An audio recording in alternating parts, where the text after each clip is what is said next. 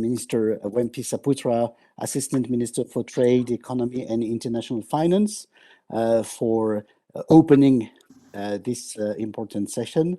And then we will have a series of additional remarks by Febrio Nathan Kasaribu, Chairman of the Fiscal Policy Agency, Ministry of Finance of Indonesia, which have been recorded. Just before we start, Minister, just a reminder about the organization of this meeting, which is a joint co-organization following up on the successful seminar that we organized together with you in February with the T20, with the B20, and with the D20, the Long-Term Investors Club. Password about?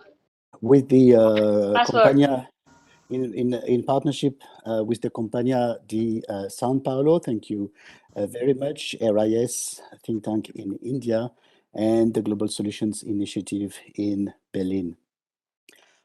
This is a bit special because it's as the cycle of the G20 is advancing, this is not just a discussion, it is a milestone on the way to the preparation of the upcoming finance track meeting in Bali next July, and also between the Rome B20, T20, D20 meeting, which was a novelty introduced during the G20 Italy, along with an investors dialogue, and a joint communique statement of 3 organizations, which are also working on such a communique in the context of the G20 this year, which obviously has changed a lot since last year. We are having 2 segments in this discussion. One segment which will be more somehow institutional with the Deputy Secretary General of OECD, Yoshiki Takeyoshi, Vice President of European Investment Bank, Somina Figgliotti, Marilam Frendo, the CEO of the Global Infrastructure Hub, and Justine Yifulin, the Dean of the Institute of New Structural Economics at Beijing University. And then we will follow up with discussions with the co-chairs of the T20 Infrastructure Task Force, Danang Parikesit, the CEO of the Indonesia Investment Authority, is also the co-chair, lead co-chair, of the B20 Infrastructure Task Force. Darius Canapieko, the CEO of Cassa Depositi, who will also represent today Ibrahim Al-Mujel in the sense of the D20 as such. And last but not least, I wish to thank very much and very warmly the co-chairs of the T20 Infrastructure Task Force who have agreed to join in as discussants. Akash Deep, Senior Policy Lecturer in Public Policy at Harvard University Kennedy School of Government. Welcome. Joisa Dutra, Professor and Director at Fundação Getúlio Vargas in Brazil. Sachin Chaturvedi, Director General at RIS in India, who will be represented by Professor Priyadarshi Dash, and Raffaele Della Croce, who up until recently worked within the OECD and now has joined the cabinet of the Italian Minister for Sustainable Infrastructure. So with no further ado, having presented this, I would like to pass it on to Minister Wempi to open officially the floor of this G20 seminar. Thank you very much. I'm Nicolas Bouchou.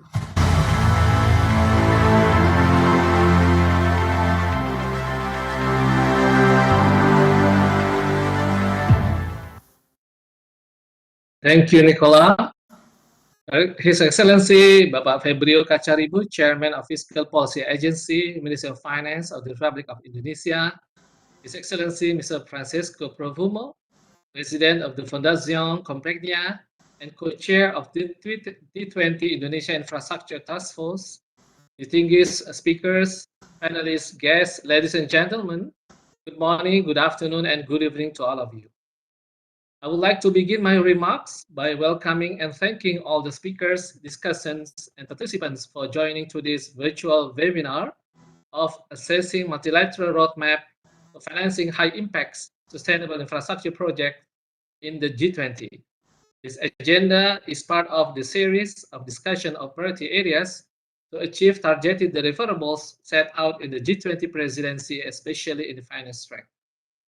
As publicly disseminated, the G20 finance track has established a set of flagship and legacy agendas to be the priorities, including infrastructure and sustainable finance. These agendas are brought up to ensure an accelerated, inclusive, and safe global recovery globally. Also, to sustain a more sustainable future global development. Let me firstly touch base on the current global economic development. In the current global dynamic, we are all aware that global and regional economic growth prospects seems to be dimmer than initially expected. We are facing stronger headwinds and tremendous challenges with the war in Ukraine, adding the existing COVID-19 pandemic crisis. Although the most countries have gained economic recovery momentum since 2021, pandemic remains a big challenge. Collective actions to tackle the COVID-19 are needed. G20, with broad support from the World Health Organization and the World Bank, has agreed on the need for a new multilateral financing mechanism dedicated to addressing pandemic prevention, preparedness, and response financing gaps. Extraordinary responses in handling health crisis and mitigating economic crisis have exhausted countries' resources and led to more limited policy spaces. In many countries, debt levels has been rising and creating pressures on fiscal sustainability. Despite the recovery progress, the adverse impacts on the pandemic have been very problematic, including the supply disruption that is likely to be more persistent, causing demand-supply mismatch, higher commodity prices, and rising inflationary pressures. High global inflationary pressures have led to a faster than anticipated tighter global liquidity, with increasing policy rates in many countries, especially in advanced economies. The consequences of these policy options, such as faster than anticipated tighter global liquidity, has created a complication for macroeconomic policy. While recovery needs to be sustained, the cost of funds has elevated, constraining most of developing countries to access adequate financing. At the current juncture, well-calibrated, well-planned, and well-communicated recovery strategies are critically important to preserve financial stability and safeguard against downside risks and negative spillovers. Looking for ways to end the war in Ukraine would be the main solution to ease the complicated problems arising from the soaring global inflationary pressure. Domestically, the Indonesian economy has gained its traction since 2021, driven by effective COVID-19 handling and economic recovery program. The GDP growth was recorded at 3.69%, with the output level exceeding the pre-pandemic level. Indonesia's economic recovery continues and is on track in 2022, despite the global economic risks that have been elevating.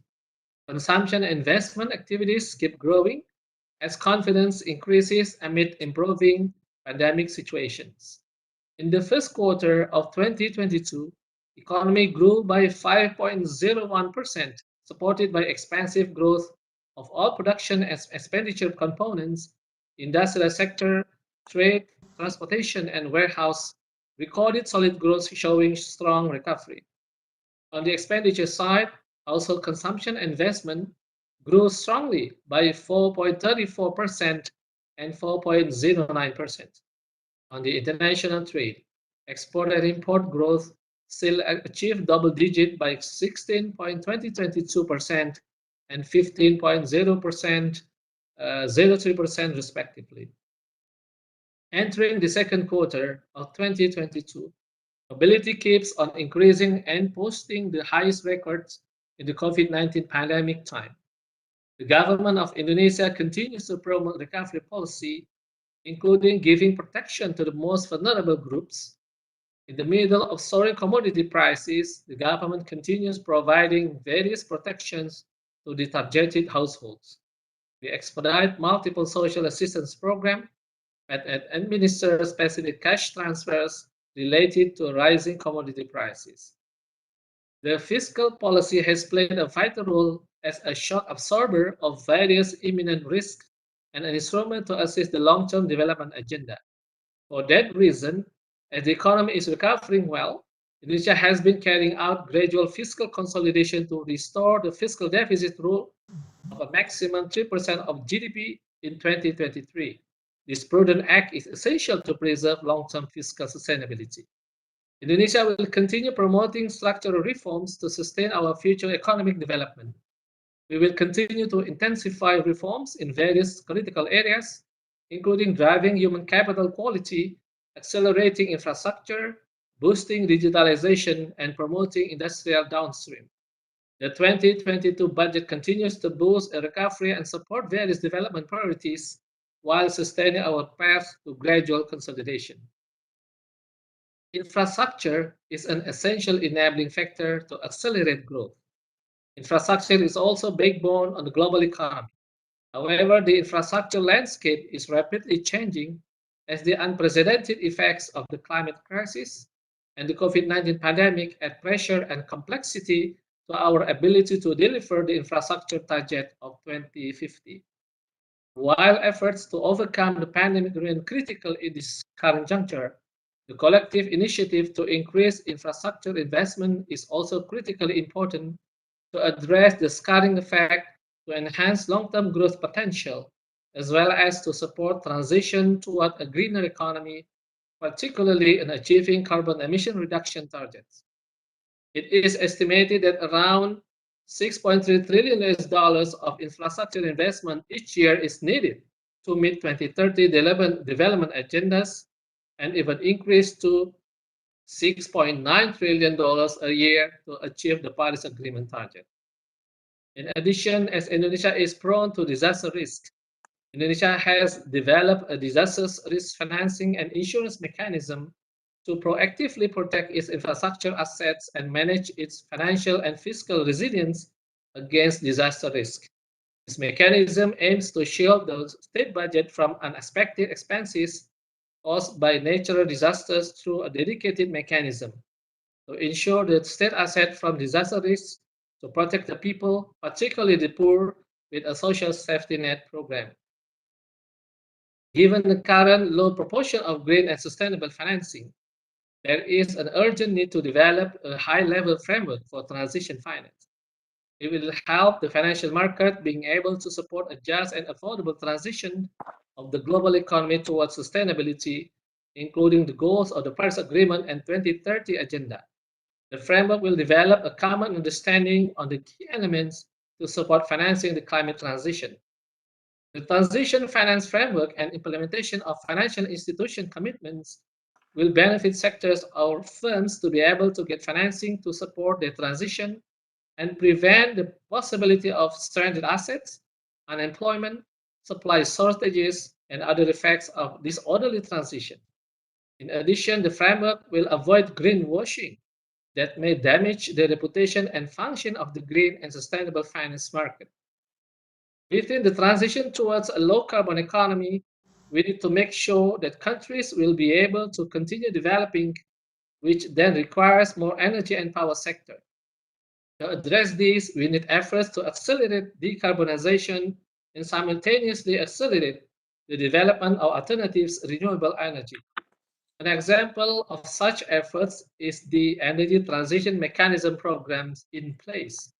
ETM would speed up the retirement of coal-fired power plants and promote renewable energy development.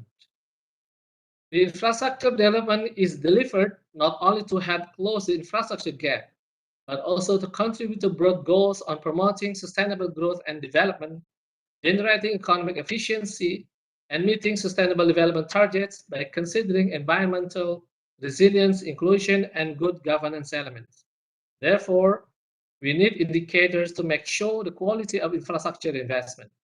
Considering the significant role of infrastructure development in the achievement of global ambition, the G20 finance track has a strong commitment to support a sustainable infrastructure, sustainable structure, and ensure the long-term G20 infrastructure agenda could be well delivered. The Indonesian presidency has set 4 priorities agenda on infrastructure to be continued discussed in the next G20 FMCBG in July 2022. Namely, first, developing a framework on how to best leverage private sector participation to scale up sustainable infrastructure investment. Secondly, developing a policy toolkit to mobilize innovative infrastructure financing mechanism in regions and cities to address the higher risk of discrepancies among regions due to the COVID-19 pandemic.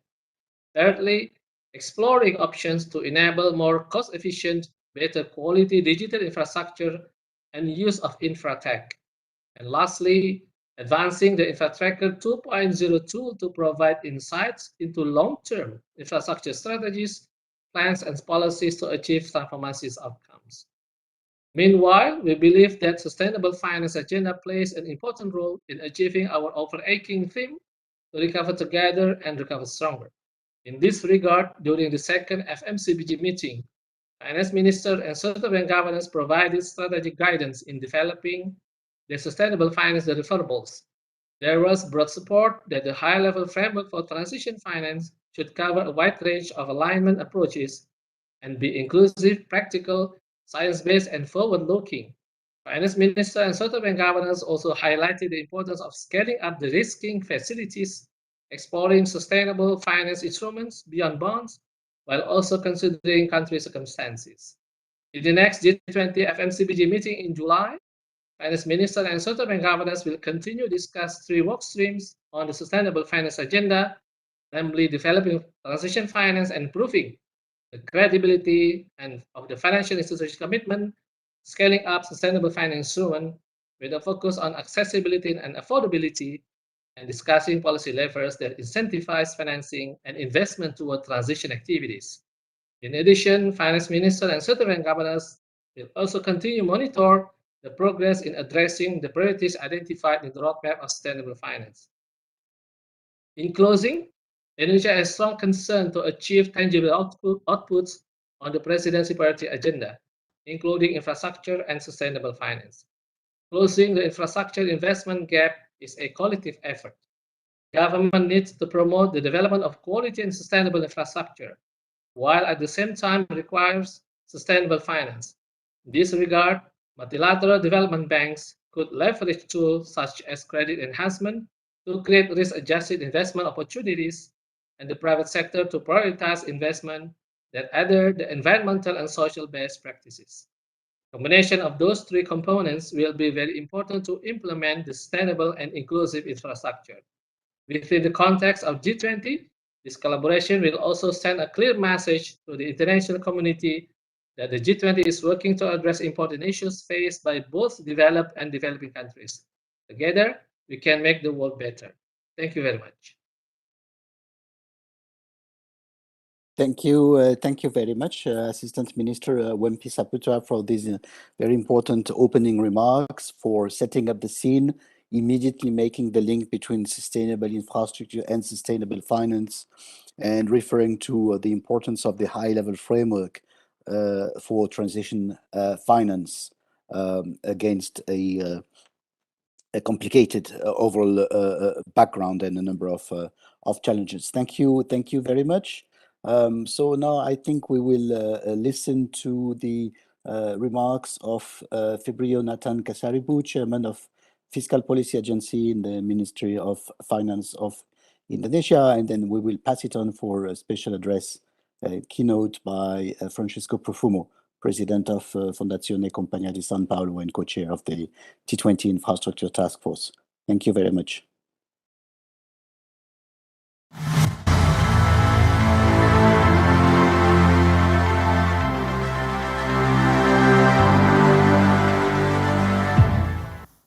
High impact sustainable infrastructure project in the G20. This event is an excellent opportunity for all of us to share our views on how to increase infrastructure financing that align with climate and sustainable goals for a robust economic recovery.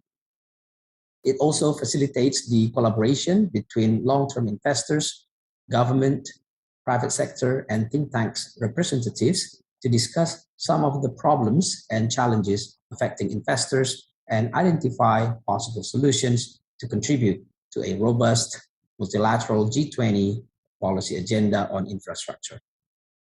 Distinguished speakers, panelists, guests, ladies and gentlemen.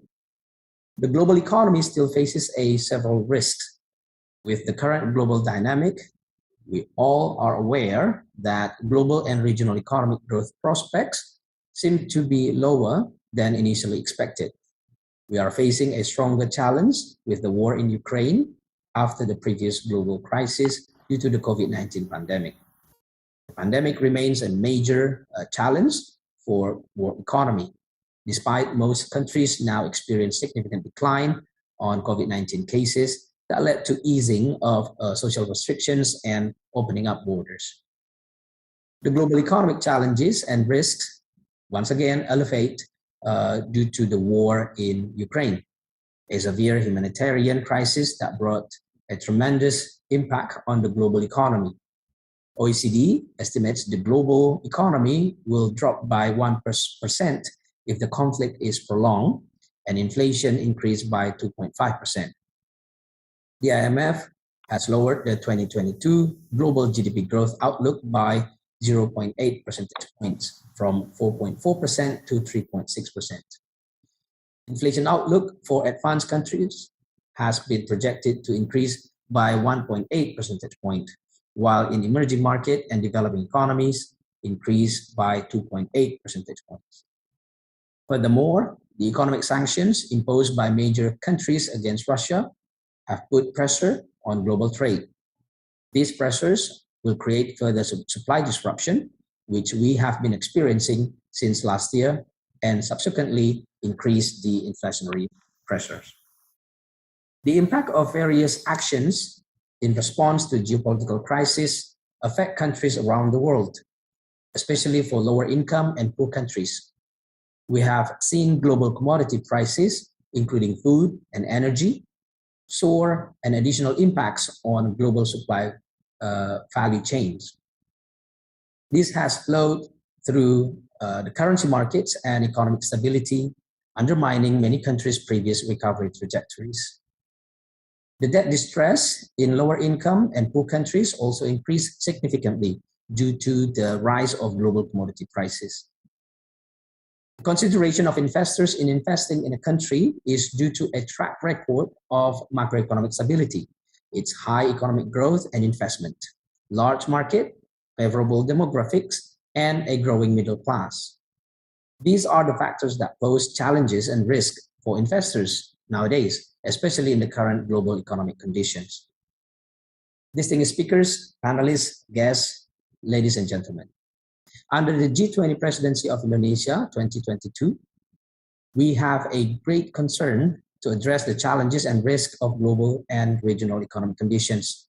The occurrence of the COVID-19 pandemic has reminded us of how the world has becoming increasingly connected and interdependent. We learned that our economy has been exposed to a crisis due to the COVID-19 pandemic. However, strong international cooperation is proving to be more important in overcoming these challenges. The pandemic response, as well as the widespread use of vaccines around the world, have significantly reduced the spread of the virus so that global economic activity can be restored faster than expected. The pandemic response comes in the context of a worsening climate crisis and rising economic inequality, in addition to the current global economic risks as an impact of the geopolitical crisis. As a premier forum for international economic cooperation, G20's role in the international system has been even more important due to this multifaceted crisis. G20 plays a critical role not only in creating an enabling environment for inclusive and sustainable global growth and development, but also to build consensus to address those challenges and to prevent the onset of future economic crises. In accordance with this year's G20 presidential theme, Recover Together, Recover Stronger, Indonesia expects that these G20 meetings can encourage world economic recovery and find solutions for an inclusive, resilient, and more sustainable recovery. To achieve these goals, Indonesia has put 6 priorities agenda on the finance track that will be discussed throughout our presidency in the G20. One of those priorities is sustainable finance. This priority is closely related to the infrastructure development that has always been a long-term goal to support the achievement of an inclusive, sustainable, and resilient growth. In times of the post-pandemic, infrastructure investment plays a significant role in economic recovery. Even prior to the pandemic, infrastructure investment was far below the levels needed to achieve the SDGs.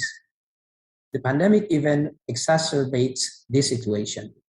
Yet, the pandemic served as a wake-up call to strengthen our efforts in addressing climate change in order to prevent future crises. In the last meeting in April, G20 finance ministers and central bank governors reiterated the critical role of sustainable finance for a green, resilient, and inclusive global economic recovery. We underlined the importance of achieving the global climate commitments. Under the presidency of Indonesia, we expect a strengthened coordination actions by the G20 members to give signals and to give assurance to the investors that the governments have strong commitment in building a sustainable and quality infrastructure. The Recover Together, Recover Stronger could only be achieved through sound and good investment, especially on a sustainable infrastructure.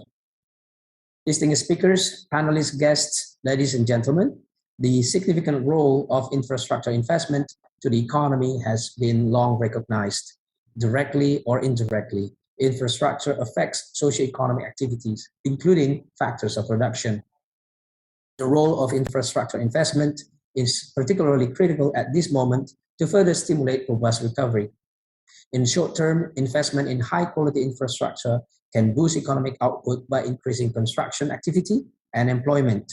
In the longer term, infrastructure development improves competitiveness and accelerates the supply chain that were disrupted during the pandemic. There are at least two ways in which infrastructure contributes to competitiveness. First, it improves access to market. High-quality infrastructure reduces cost of distance, allowing more efficient access to market. Investing in infrastructure can lower trade barrier and facilitate trade. Second, infrastructure investment promotes access to mobile, labor, and capital. Depending on the comparative advantages and scarcity of the location, this may involve attracting inward investment or worker with particular skills.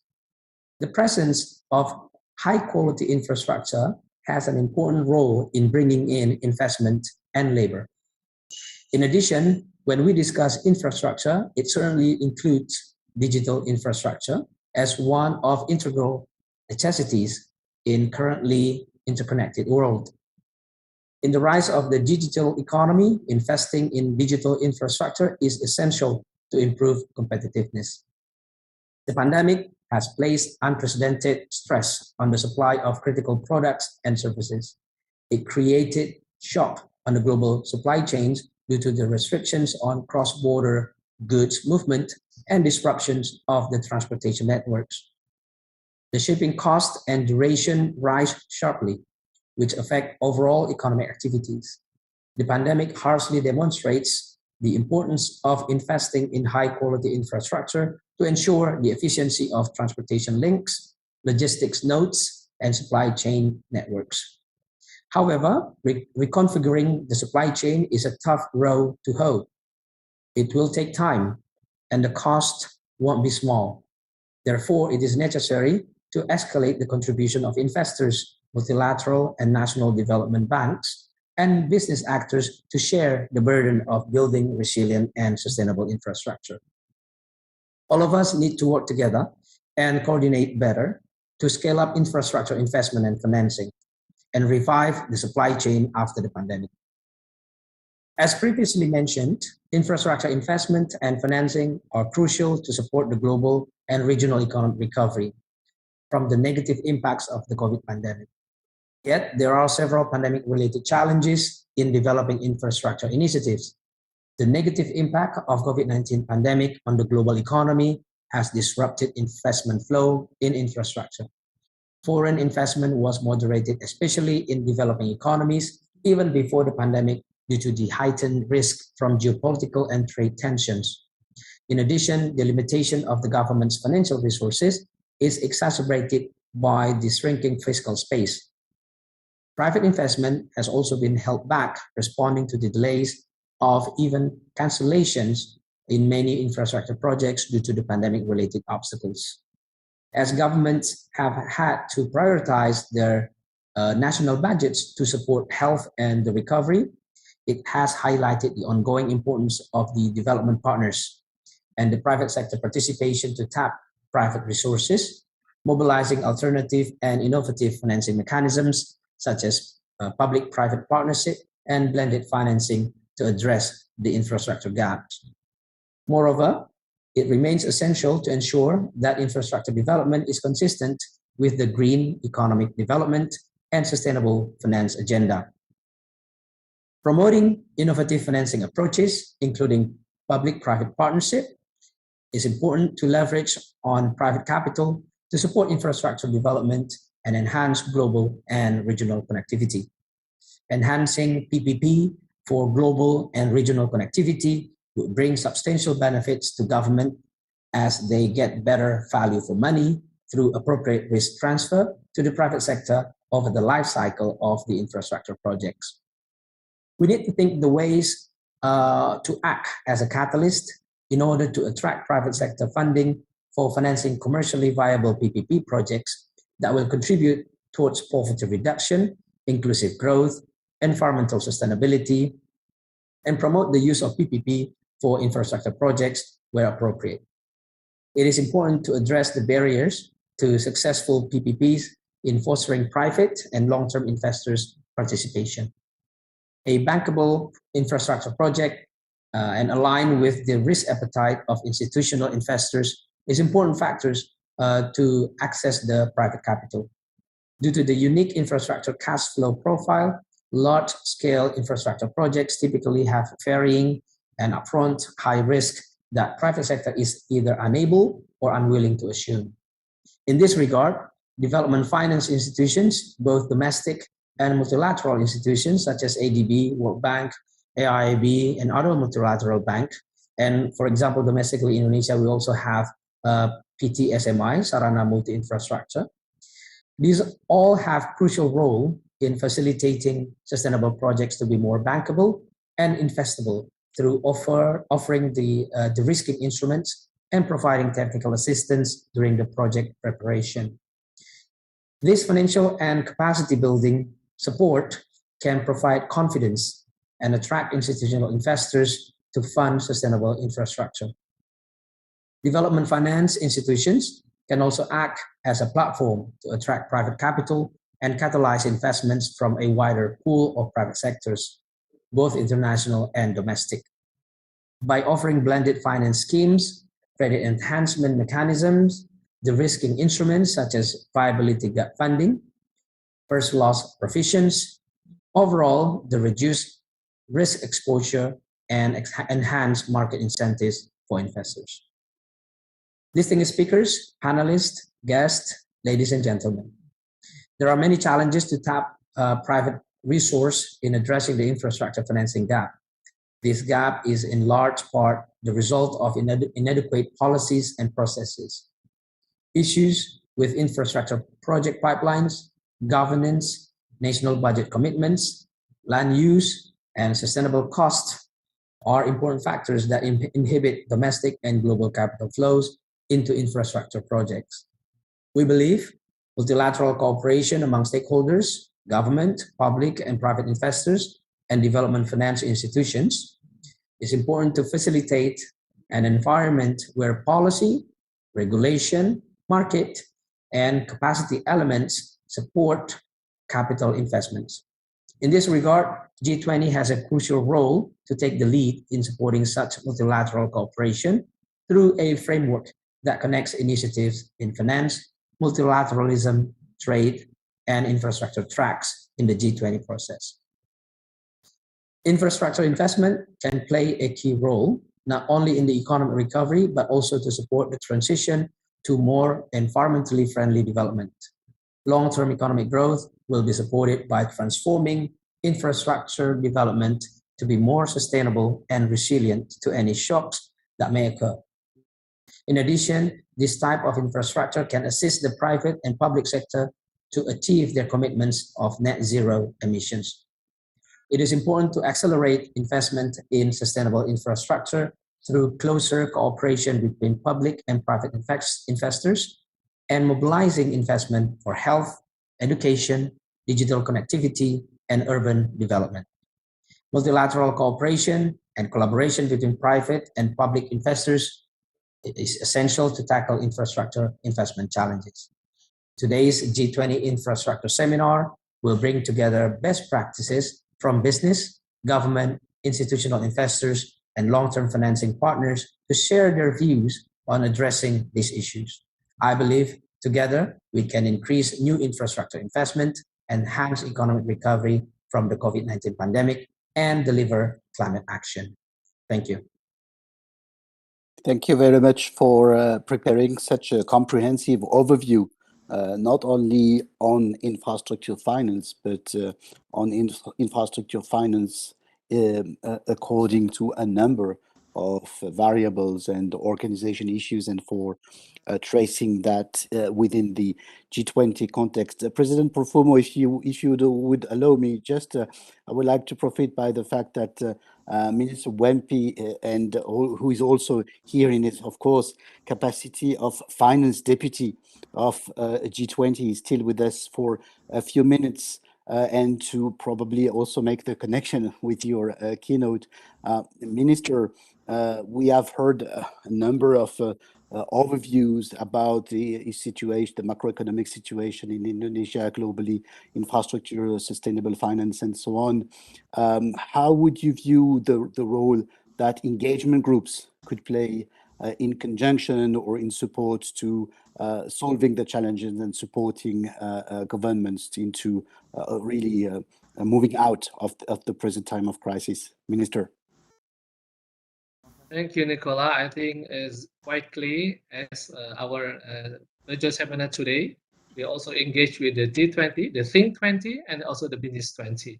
Professor Danang Parikesit is here, I think, online. And actually, when we talk about the current crisis, which is already affected by the war in Ukraine, we are thinking about three more priorities: on the food, on the energy, as well as on the finance system. And on engagement groups, that the Think 20 provides their expertise to support the government in engaging to many international communities, as well as the thinking how to solve this problem. While the Business 20 is developing a connection between the how to access the financing to the international financiers, as well as to connect with the multilateral development banks, the private creditors. In this case, the engagement groups, especially the Think 20 as well as the Business 20, is not alone. They are connected very well to the Sherpa track, which is on developing working group, on development working group, on environmental working group, as well as on the climate related working group. That is why I think the connection between the Sherpa track, engagement group, and the finance track so far in developing, let's say, on the focus on health infrastructure, as well as the energy transition mechanism infrastructure is very critical, especially for developing nations like Indonesia. So in this case, we are very happy, Nicola, about this connection and try to engage to get a more and significant result at our presidency. Over to you.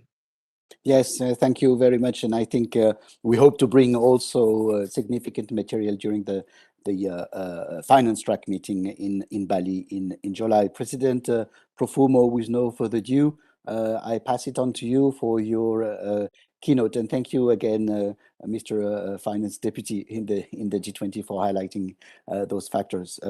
President Profumo. Thank you, Nicolas. Mr. Indrawati.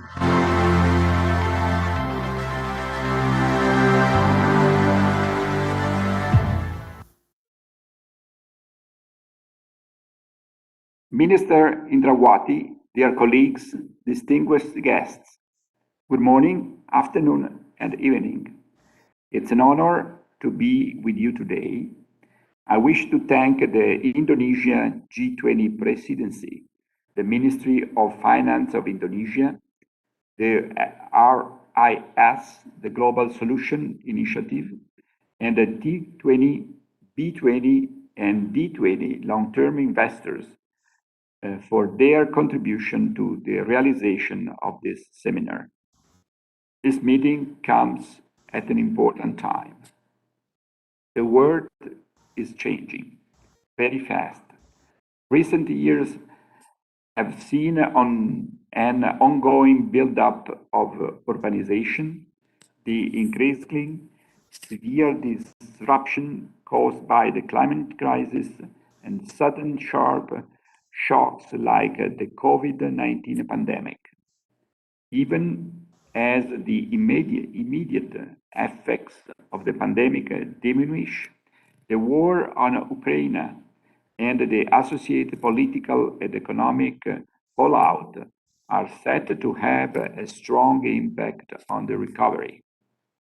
The effect of these multiple crises places further pressure on the infrastructure industry, already affected by high energy prices, supply chain disruption, and persistent uncertainty, especially in low and middle income countries where debt levels are reaching record heights.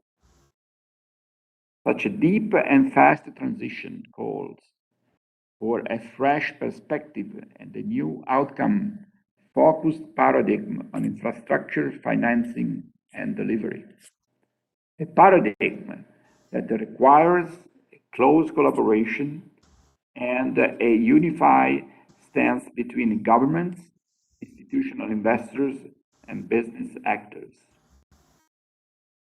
Our priorities are clear.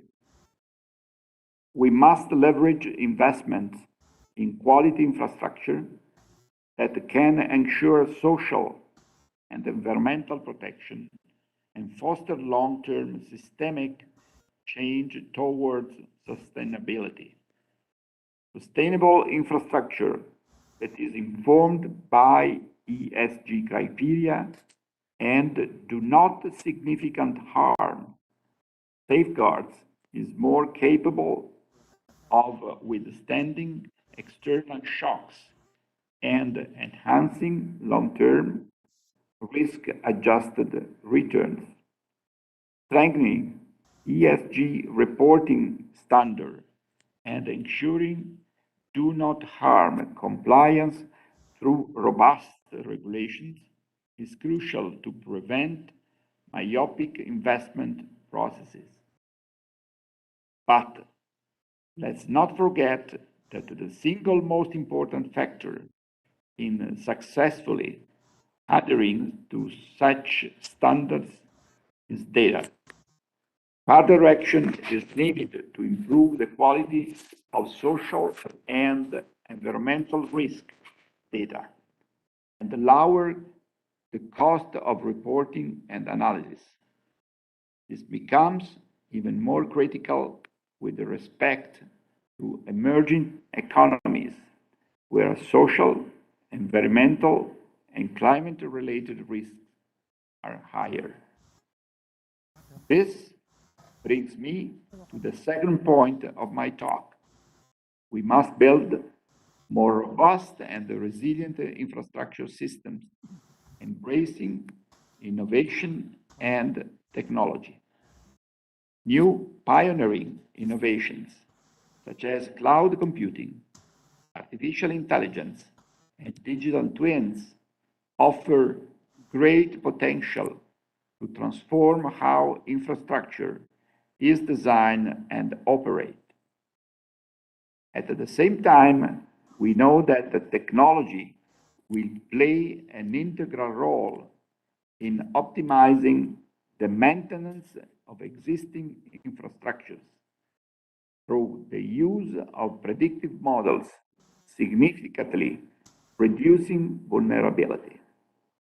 Integrating digitalization and system modeling throughout the full life cycle of infrastructure, strengthening cross-border data management, and improving data quality represent necessary steps for building high quality and resilient infrastructure systems. This process cannot be driven only by policymakers. It has to be fully shared by firms, investors, and market players. Ladies and gentlemen, we should work together in preparing and delivering bankable projects. Lack of viable projects and the imbalance between perceiving risk and the level of financial returns are often cited as a reason for the low level of private investment in infrastructure. A well-structured and commercially viable infrastructure pipeline represents a fundamental catalyst to bring investors, especially in low and middle countries, where fiscal space is narrow, enhancing the capacity to prepare bankable projects is critical. Along with enhanced bankability, public debt management capacity also needs to be strengthened to ensure large infrastructure investments do not result in unsustainable debt levels. Multilateral, regional and national development banks can play an important role to facilitate the preparation and the realization of sustainable infrastructure projects. The goal is to make sure that no one is left behind.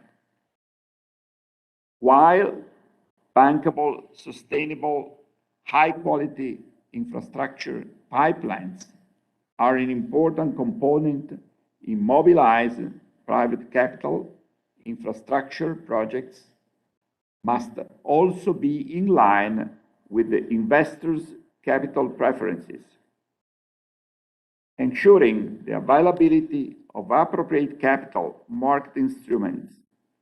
Sound policies and effective institutions are key enabling factors. Additionally, ad hoc, market-ready financial tools needed to be at the center of a new way to finance infrastructure. Individual infrastructure transactions are often brought to market with bespoke financial structures, making investment decisions more difficult, time-consuming, and expensive.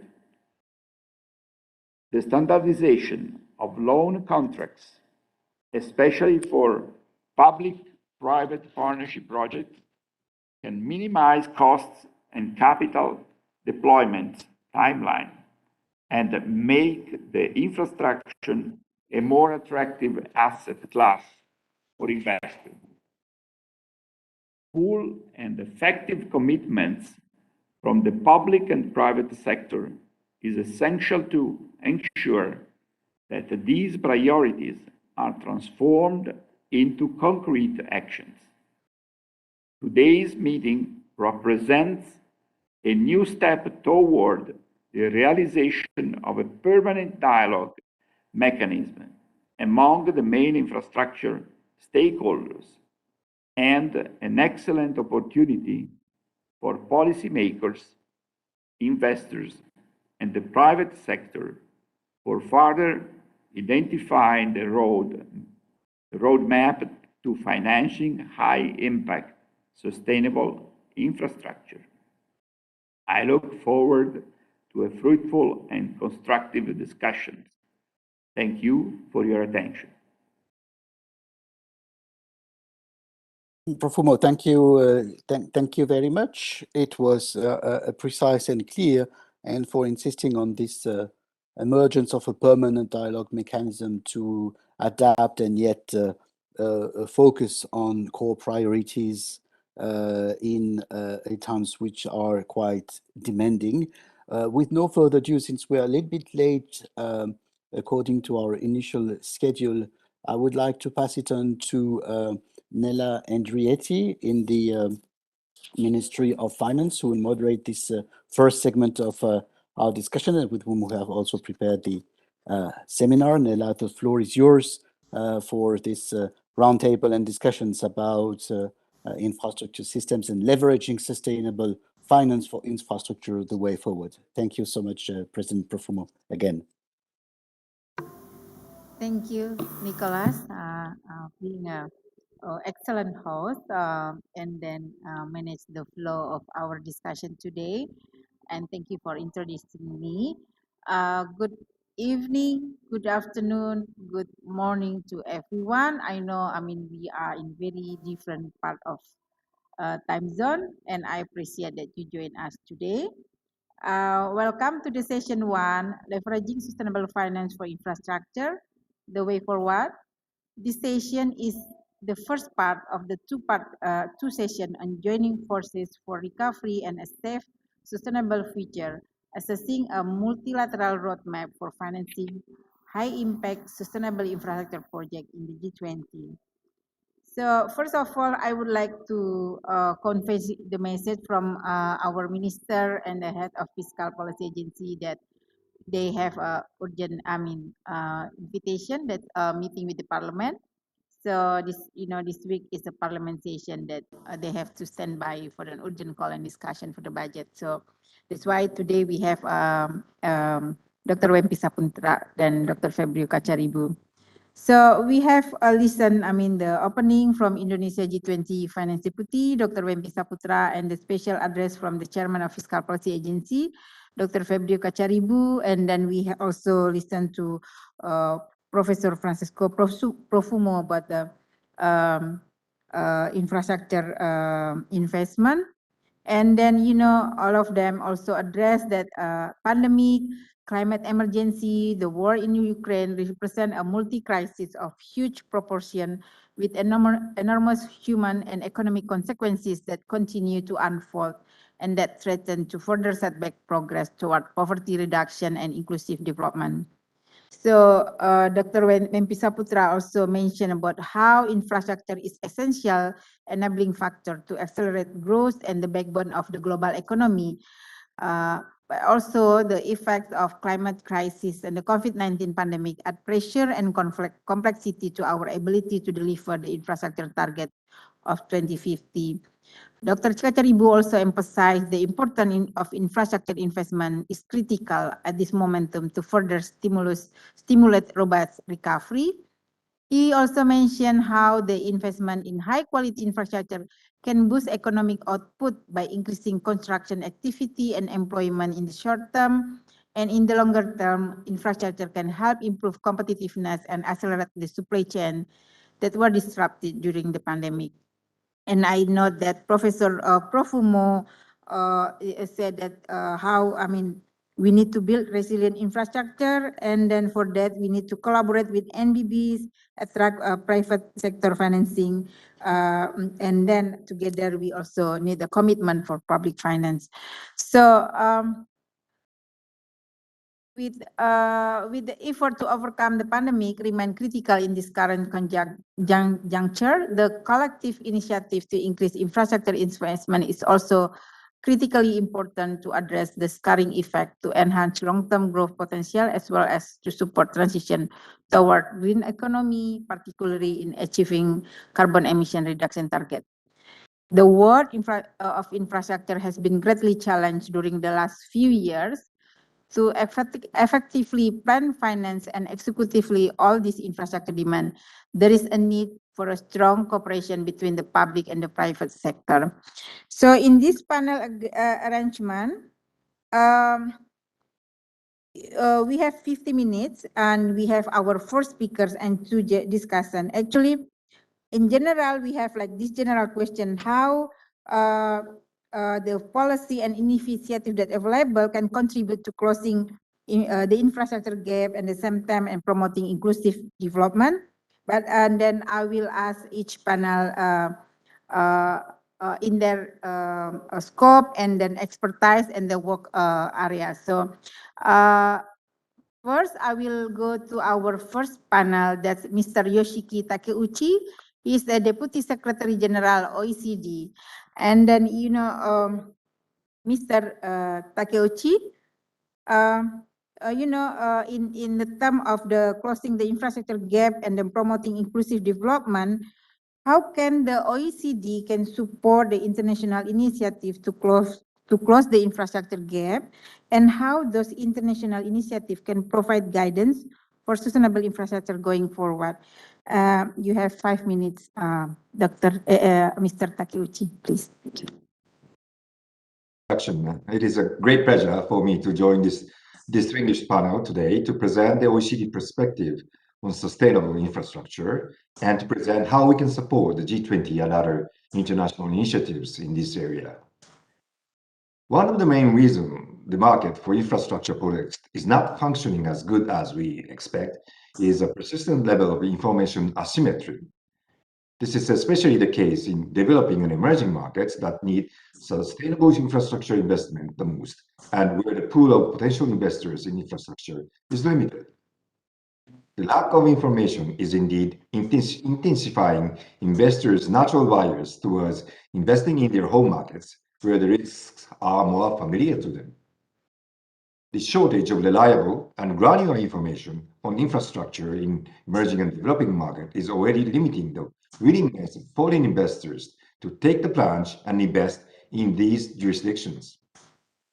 This is why I want to focus my initial remarks on the issue of data quality and availability in the infrastructure sector and how the G20 and similar initiatives can help to overcome the challenges here.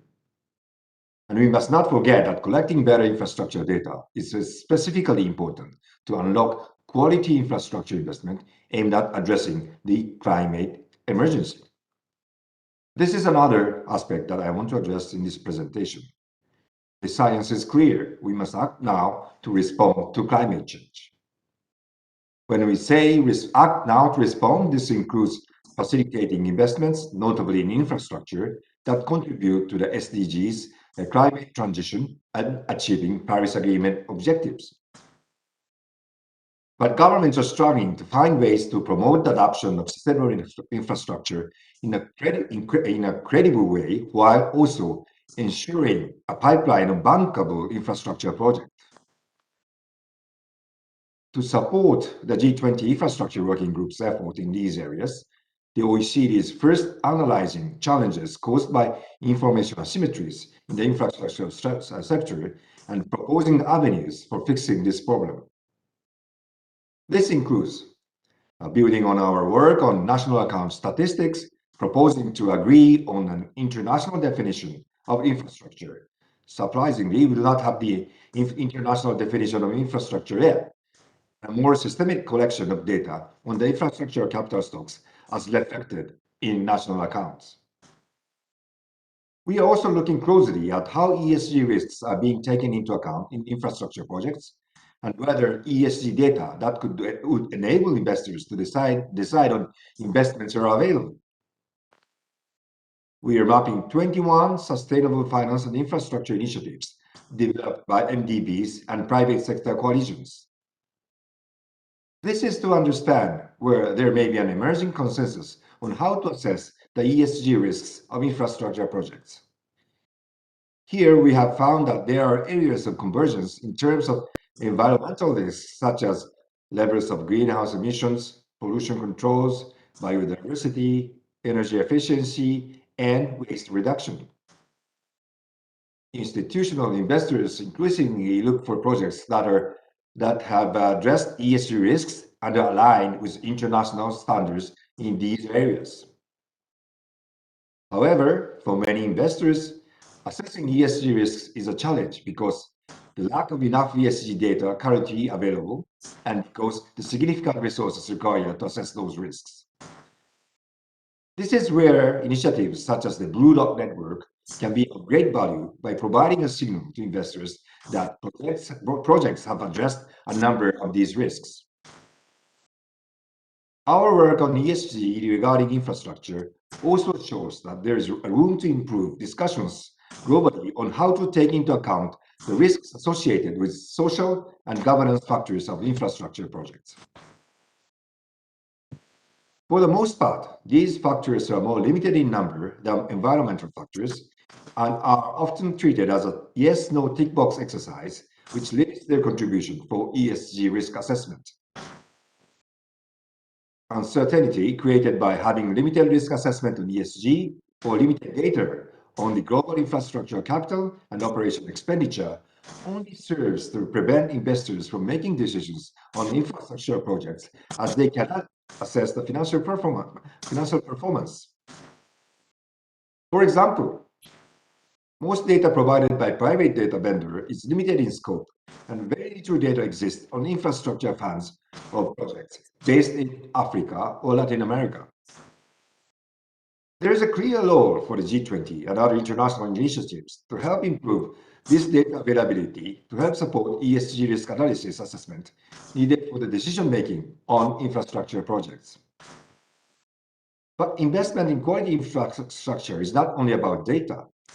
This also requires boosting competencies of government agencies for infrastructure project preparation and risk management.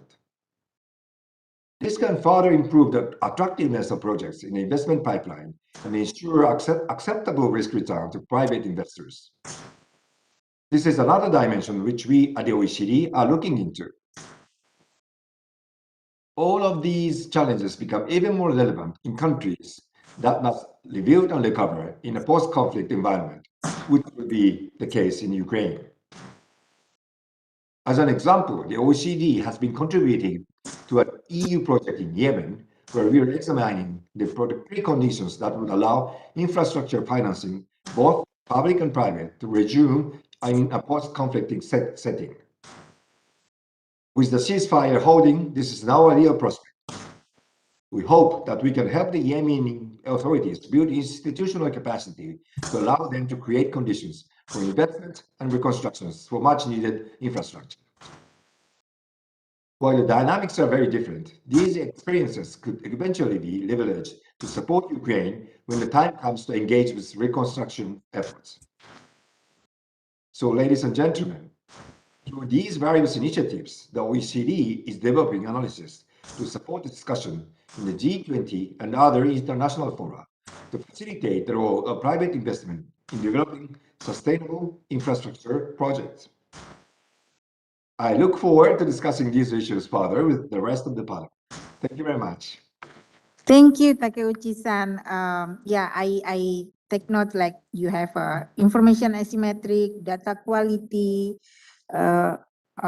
quality infrastructure investment. It's very interesting that, you know, for the private investor, they usually concern about risk, and then we have ESG risk assessment indicators, and then institutional investors. So let's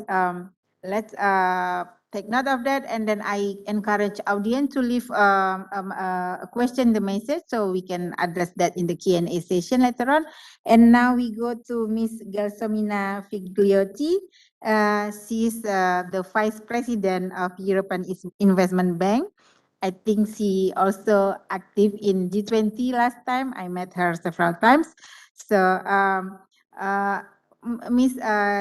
Figgliotti, I think there's a lot of questions asking that actually that come from that we can ask to EIB, and then I think let me start from that. How you know EIB handle, I mean, and then a perspective of MDB and as investment banker, how the global governance of infrastructure finance, the role of global governance of infrastructure finance in, you know, in here, the green transition era, this, with the challenge of lack of coordination of financing among national and international institutions. Please, I give the floor to you. Thank you. Thank you very much, and it's very nice to be back into the G20 environment, where actually I spent several years, and actually I know from my experience how relevant is the infrastructure agenda for the G20, and the progress that can be achieved for supporting sustainability, for supporting growth, and for supporting inclusion. And that, in this regard, now being at the European Investment Bank and representing this year the Multilateral Development Bank at the G20, it will be it's very good to me, to take the experience of the MDBs of what we can do. And I'll do it through the lens of the European Investment Bank, since you know that this bank, even if the scope has broadened over the decades, actually the IB is a 70 years old institution. Our core competence is in financing infrastructure. Just to give you an example, public and private infrastructure projects in water, energy, and transport alone account for more than 50% of our total lending outside of the European Union, since we are present both within the European Union and also outside the Union. And in particular, we have an exposure of about 15 billion. And we have also one of the largest digitalization portfolio among the IFIs.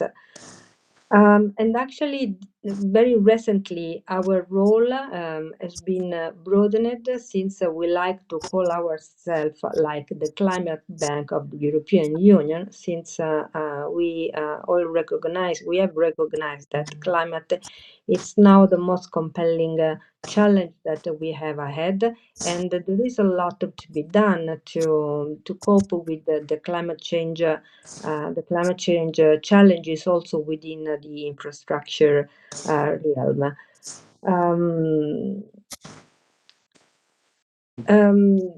As I said, we are a very old institution. We are a 70-year-old institution. Actually, we have always worked outside of the European Union and in many developing and emerging economies. But very recently, we decided to bundle the activities outside of the European Union in a dedicated branch, since actually we understand that it's the amount of our resources invested outside of the European Union and addressing the challenges of developing countries and emerging economies require a particular effort.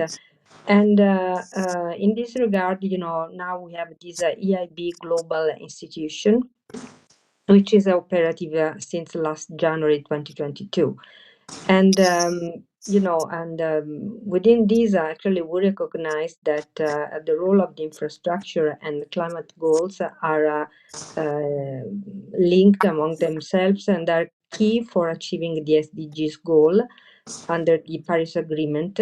And as has already been recognized in other G20 events, actually much of the infrastructure that will be used in 50 years is just about to be built now. So what is essential and is to do this in a sustainable way from now, because actually what we are going to finance and to build now, it will last for at least 50 years. So it's very important that we act very quickly on the sustainability side. At the same time, as our former speakers already underlined, the situation is quite challenging. The infrastructure gap is looming, and the fiscal space is limited, particularly after the COVID crisis, and now with the repercussion of the war in Ukraine that add further complexity, not only within the fiscal space of countries, but also for the challenges that it can pose in terms of need of reconstruction within Ukraine, but also to address its security. Sorry about that. I mean, I got warning from the host. Can you wrap up in 1 minute, please? Thank you. Okay, yes. No, let me maybe just to focus on two issues. One, on the private sector, we would think that it's absolutely indispensable the involvement of the private sector if you want to close the investment gap. And at the same time, it is a challenging and long-term objective which requires visibility of the investment pipeline, a thorough project preparation, and clarity on business models. In this regard, the European Investment Bank supported the knowledge sharing among public sector actors through the European PPP Expertise Center and has joined forces with the European Commission to blend public and private sector financing, as well as to develop risk-sharing tools, notably financial instruments, to the risk project in order to crowd in private investors. And please let me also add one word on the importance of local and subnational level investment, which I understand is very high on the agenda of the Indonesia presidency. Actually, the role of the subnational level is not to be underestimated, since actually what we know is that these entities are responsible for around 60% of public investment in G20 and in the OECD countries. Under the Italian presidency, the European Investment Bank provided extensive support to the G20 working on supporting local authorities by bringing our understanding of market needs and gaps in municipality investment to the table. The result of the survey that we conducted served as a basis for a dialogue among experts and on content confirmed the existence of gaps, the impact of COVID, as well as the potential for improvement in administrative capacity. And in this regard, we are very glad to see that this strand of activity is still high on the agenda of the G20 under the Indonesian presidency. Thank you very much. Thank you, Ms. Figgliotti. So now we move to our next panelist, that's Ms. Marie Lamfrendo. She's the CEO of Global Infrastructure Hub. So I think this kind of like interesting how the Global Infrastructure Hub also active in the G20 and have the infrastructure working group, but the GIS is not MDBs. So maybe I just focus on the question that maybe you can explain how the catalytic role that GIH can provide to attract private sector investment compared to what MDB is doing right now. Because I mean, both of you also trying to attract private sector to infrastructure investment. Please, ma'am. Thank you. Thank you very much, Nelly, for your questions, and very pleased to be with all of you and with so many colleagues. Thinking back as Somina, also Yoshi-san from the G20. So look, I think there are a lot of things that have been really said around sustainable infrastructure and why it matters. And I was initially planning on sharing some slides, but I'm also conscious of time, and given the late hours of the day, at least where we sit in the APEC zone. So let me maybe just really focus on the work that particularly is happening at the G20, because I think that would be particularly important to give that kind of overview. And my colleague Yoshi-san has actually shared some of that. So I could see the slide now actually on the screen. So maybe we could go through a couple of those 4 slides quickly. So if you can get to the next slide.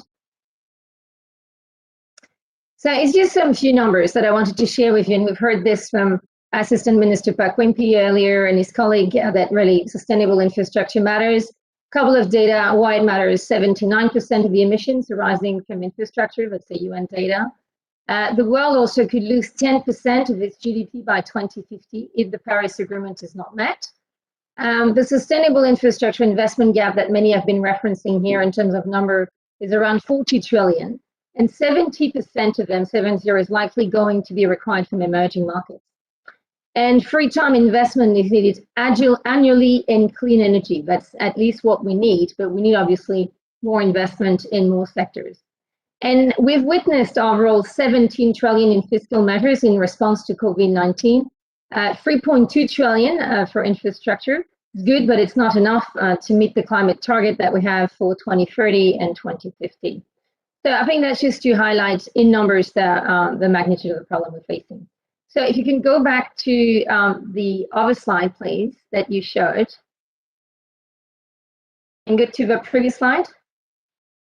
Sorry, to the next slide. Sorry, I've got a bit of a delay. So, so what has been important last year, and that was actually a key deliverable under the Italian presidency, what this work that we've done on the infra tracker, which was basically showing a strong commitment toward infrastructure, and really also not only to overall infrastructure, but to achieve transformative outcomes for that stimulus. So you saw in here that as part of those 3.2 trillion, there is 30%, which is to low carbon transition, affordability, inclusive mobility. So really we could see that governments have embraced the more, but also better infrastructure. And if this is spent, that in the next 2 to 3 years, this could represent a 45% increase in annual infrastructure investment. So that's really massive. I think this exercise that we undertook under the Italian presidency was the first of its kind. I think my colleague from the OECD highlighted the fact that there is, of course, no, for the time being, common definition across national accounts. And I think that's a very commendable efforts that needs to happen. And I'm sure the OECD could lead into its membership countries. And meanwhile, I think what we started to do is really to dig into those accounts and starting to really make that comparison very tangible. So that, as I said, increased a lot of transparency around the long-term priority. And this is very important because that's a request from private sector investor. And this was highlighted in the G20 Investors Dialogue that started under the Italian presidency, that really showcased this as a very, very strong request. And of course, this long-term priority could then cascade into a pipeline of projects. But I think how could this be achieved at the speed and scale while still maintaining a just transition? Well, I think this is where we need to talk about the private sector. So if you can get to the next slide, please. So there is a long-term commitment from the private sector on infrastructure, but I think here what we could see is that it won't be really enough to achieve our 2050 targets. Why is that? Is 5% of GDP is needed to bridge the investment gap overall, and in 2020, our research through the Infrastructure Monitor, which was also referred for the G20 work last year under the Italian presidency, is showcasing only $156 billion US of private investment in primary market. So that's only 0.2% of the GDP. And most of it, 78%, is in high-income countries. So globally, renewables represent almost half, 47% of the total volume of private investment. Yet, I think the International Energy Agency states that renewables will only get us half of the way to our climate goals. So in addition also to volume, we could see that there is also a gap in terms of type of green investment needed beyond renewable. So that's really bring us to, okay, how could we actually try to get the private and the public sector working more collaboratively to scale up the sustainable infrastructure investment? So if we can get to the next slide. So under the current G20 presidency, the Indonesian presidency, the Jihab has started an important piece of work to scan all of the ecosystem and the various activities and initiatives to stimulate some convergence of action related to sustainable infrastructure investment, as there is high expectations for action. So this initial work has uncovered more than 250 recommendations and various policy messages that have been done by various institutions and working groups that really include also the work of the Sustainable Finance Working Group. And I think that was highlighted in one of the keynotes, that the work that we're doing on infrastructure is very closely related to the Sustainable Finance Working Group. And the hub who is leading this framework overall is working very closely with the SFWG. So as you can see, plenty of knowledge, but scattered across various ecosystems. So we're working with the presidency, the World Bank, and especially the Global Infrastructure Facility, the Sustainable Finance Working Group, and the OECD to leverage and bring together this knowledge, as collaboration and coordination is critical to achieving this scalable impact.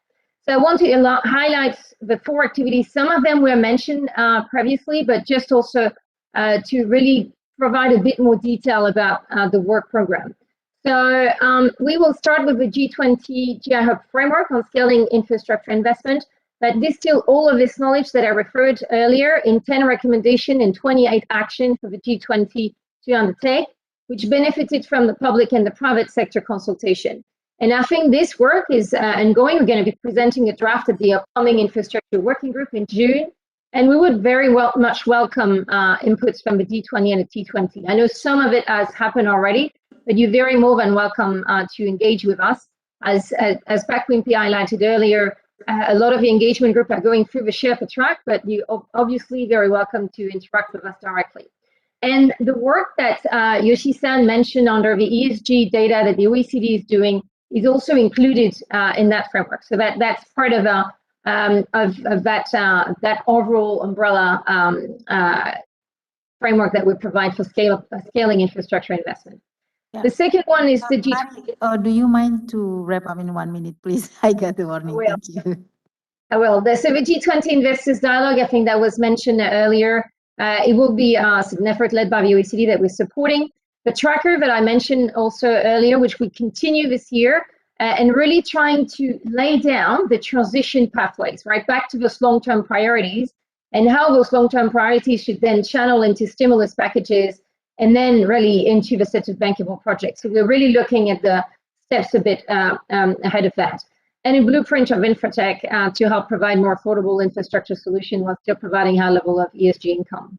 So again, the recommendations from this work are articulating around 3 different dimensions.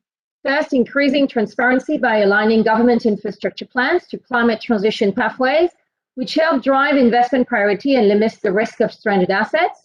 The second one is evolving ESG framework for infrastructure to be more interoperable and to reflect ESG impact in the assessment and reporting of infrastructure projects. And last, creating scalable and replicable financial instrument and de-risking mechanism to attract and channel greater volume of capital towards sustainable infrastructure investment, especially in emerging markets.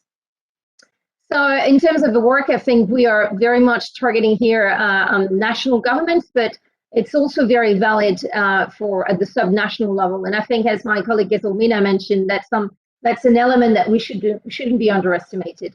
So really, how that the work that we do is tackling both the national and the subnational level. So I'm going to stop here and looking forward to the discussion with the other panelists. Thank you very much, Mary. It's very interesting, especially your recommendation in the last explanation. So now we move to our next speaker, that Mr. Justin Yifulin. He's the Dean of Institute of New Structural Economics, Peking University. I think what we want to see from him, to hear from him, that's how his perspective, what the global infrastructure scene in the last 30 years. And then with the lesson of how this new structural economy in 2022 affect that, and how in the term of South cooperation today. I think without further ado, I give the floor to Mr. Lin. Thank you.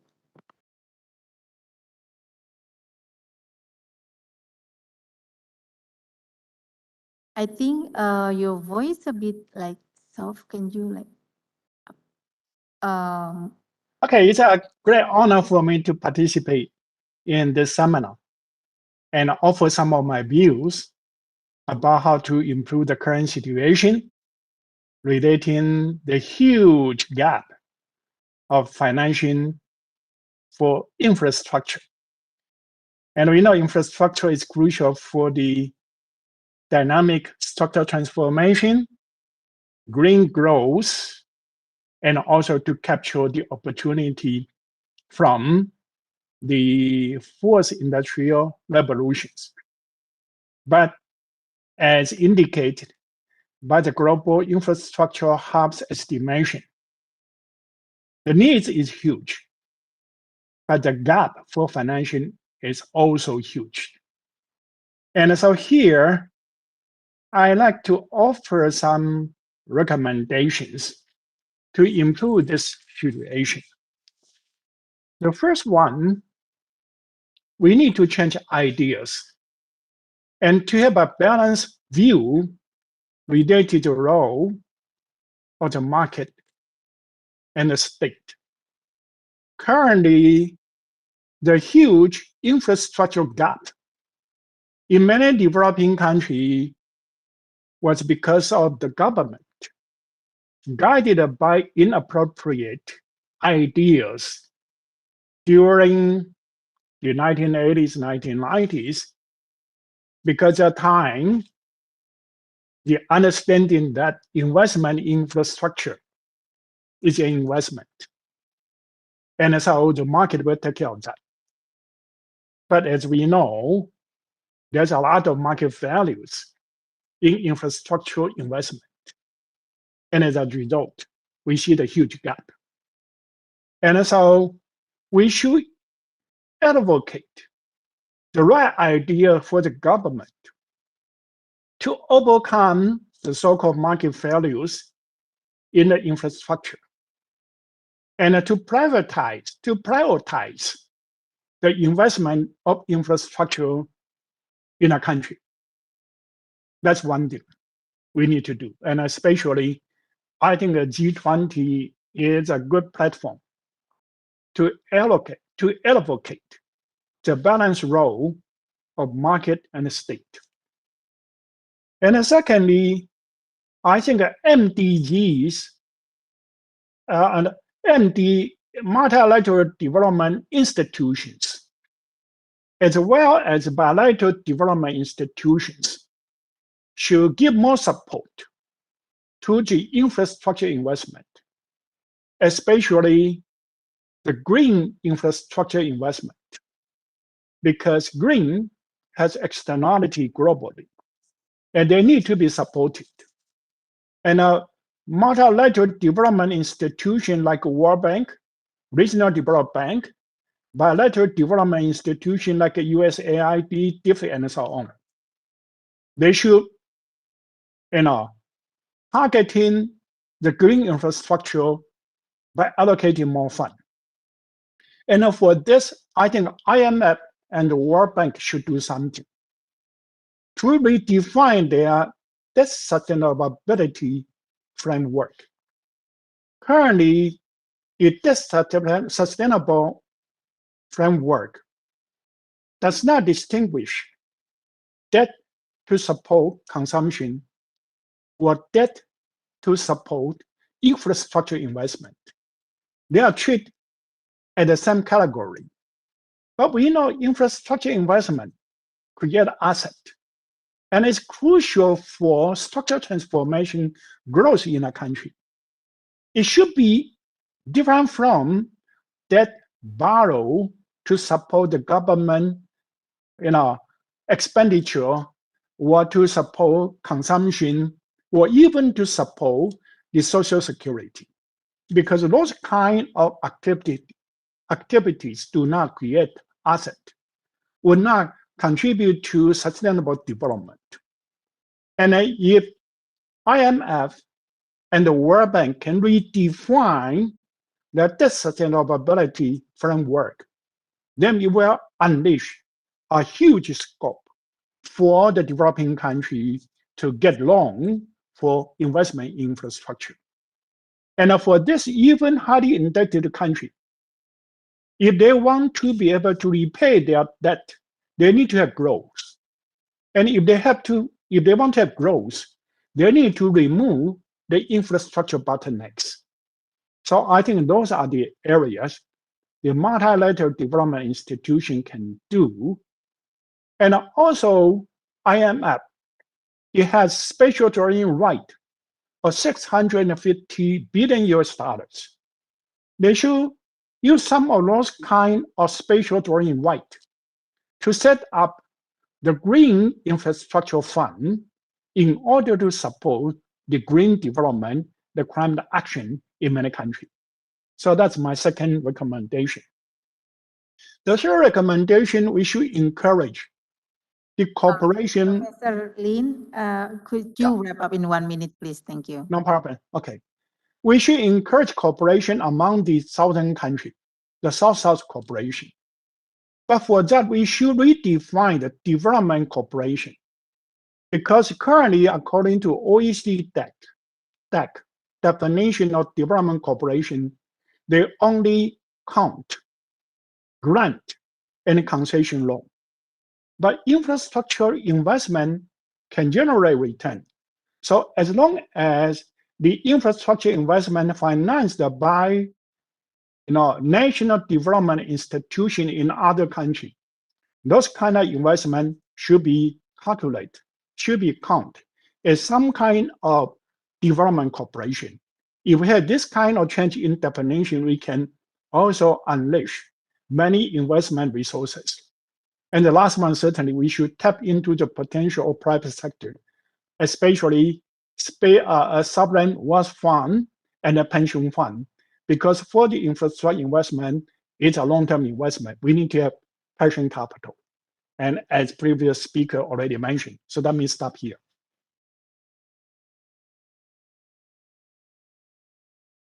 Thank you, Professor Lin. Now we go to the discussion. We have our two discussion here. First, Mr. Akasdeep, a senior lecturer in public policy, Harvard University Kennedy School of Government, co-chair 220 Indonesia Infrastructure Task Force. And we have Professor Joysa Dutra. She's a director of the Center for Studies in Regulation and Infrastructure, also co-chair T20 Indonesia Infrastructure Task Force. I think each of you can have like 3 minutes. You can like comment on or ask question to the panelists. First, I give the floor to Mr. Akasdeep, please. Thank you. Very much, Ms. Andretti, for this opportunity and for the chance to listen to such distinguished presentations on the issue. I think that we have seen the challenge laid out in very clear and stark terms. Particularly loud is the point that Ms. Lamfredo made about the fact that infrastructure needs to be sustainable because in part a significant, the man-made portion of the climate change problem is largely coming through infrastructure, and therefore we will need to address that through infrastructure. Also the point about investments that will live around for the next 4 or 5 decades. So not only if infrastructure does not fail to address the problem, not only does it not mitigate some of the immediate goals that we are struggling with, but it actually exacerbates the problem. We are creating more assets that will get more stranded as time goes by. And also the point that was made about blended solutions across the public and private sector. Let me utilize my time to make 2 quick points, if I may. There is a definition about the climate risk that comes from Marty Weitzman and Gernot Wagner that calls it's a uniquely global, uniquely long-term, uniquely irreversible, and uniquely uncertain problem. And it's unique in the sense that it brings together these features. We can add one more. It is uniquely expected to be uneven in terms of its impact. So if I may, what I like to think about the impact or the actions that need to be taken under 3 headings based upon what climate scientists talk about: mitigation, adaptation, and recovery. And my belief or my opinion is that the most significant role of private investments is in the adaptation piece. I think mitigation has to be global. Mitigation is an effort to try to slow down the impact of climate change, and it will be largely dependent upon public investments.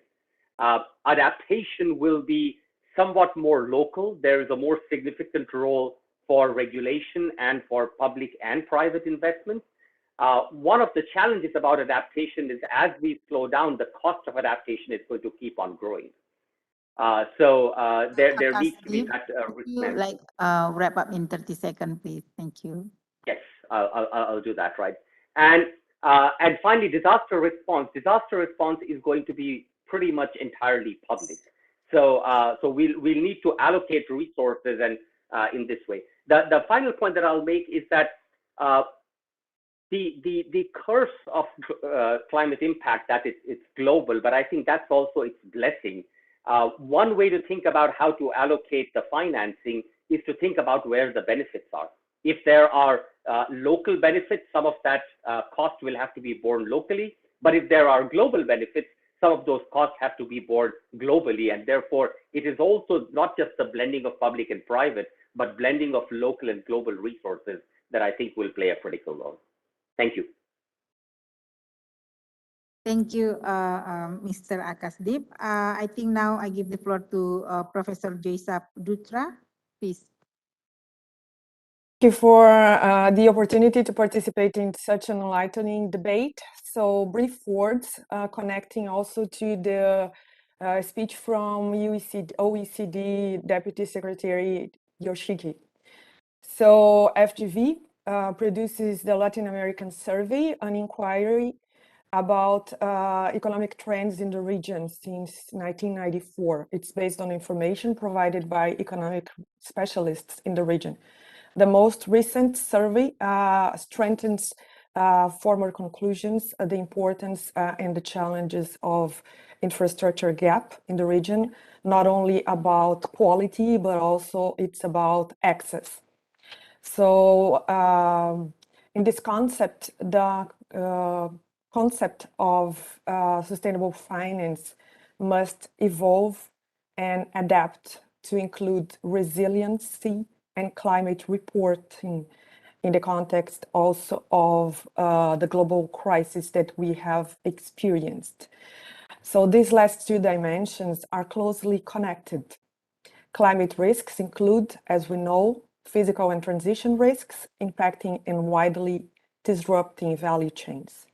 It no longer suffices to apply traditional VAR models to estimate the risk exposure of financial institutions. These institutions and companies must strive to better understand the new class of underlying climate risks by adapting its tools. In this new reality, or a new class of risks brings a close and mandatory connection between equity, finance, capital markets, and insurance. The new financing architecture is still beyond the traditional approach followed by these financial institutions. So as a final comment or food for thought, to what extent will emerging and developing economies lag in this process?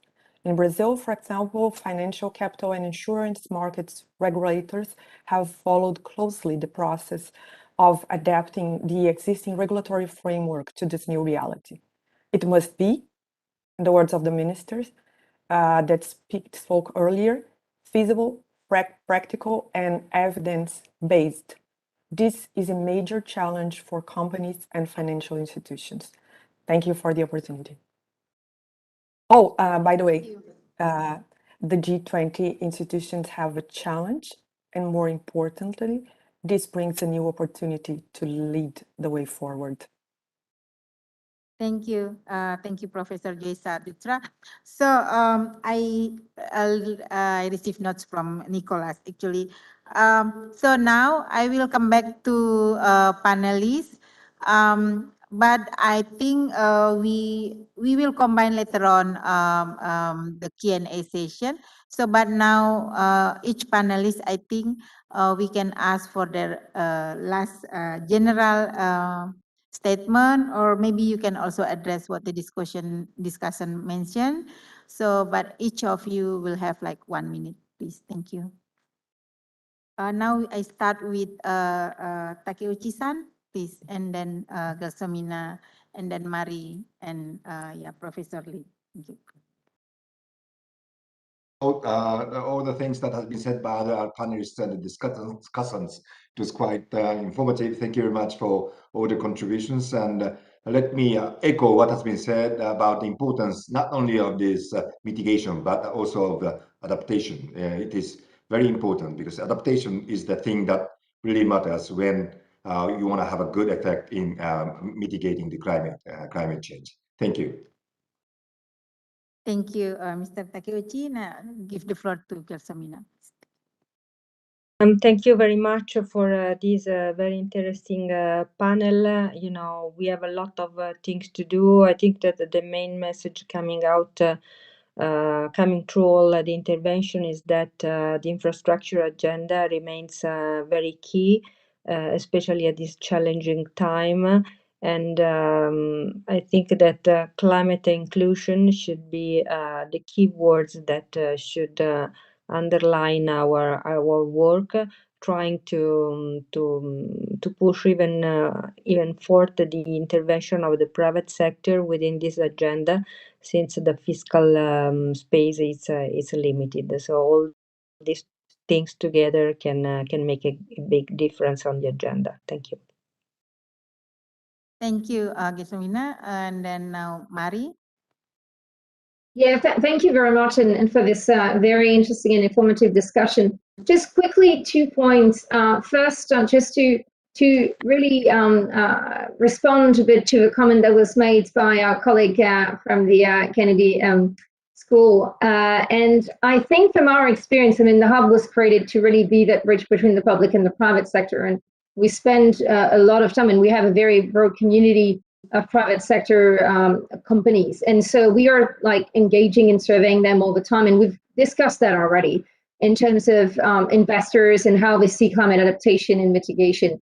And we certainly see investors integrating climate adaptation requirements in their decision-making process, and also investing to address issues for their assets through reporting and valuation. And at the same time, renewables are still, the darling of investors. So there is also a role for the private sector on mitigation. I think that's very much to how I think the private sector could still tackle both at this juncture. The second point I wanted to make was really on the importance of blended finance. And I think that was echoed by numerous panelists today. Very important point, a lot of activities that we see. The hub's going to continue to work on that to really make available and aware about all of those various exercises that we see.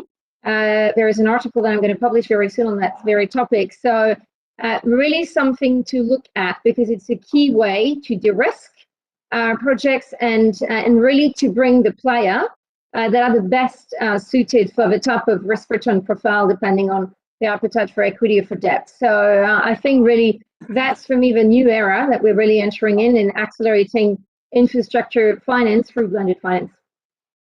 Thank you, Mari. And now, Professor Lin, please. Well, all the important things have been discussed, and certainly I fully agree.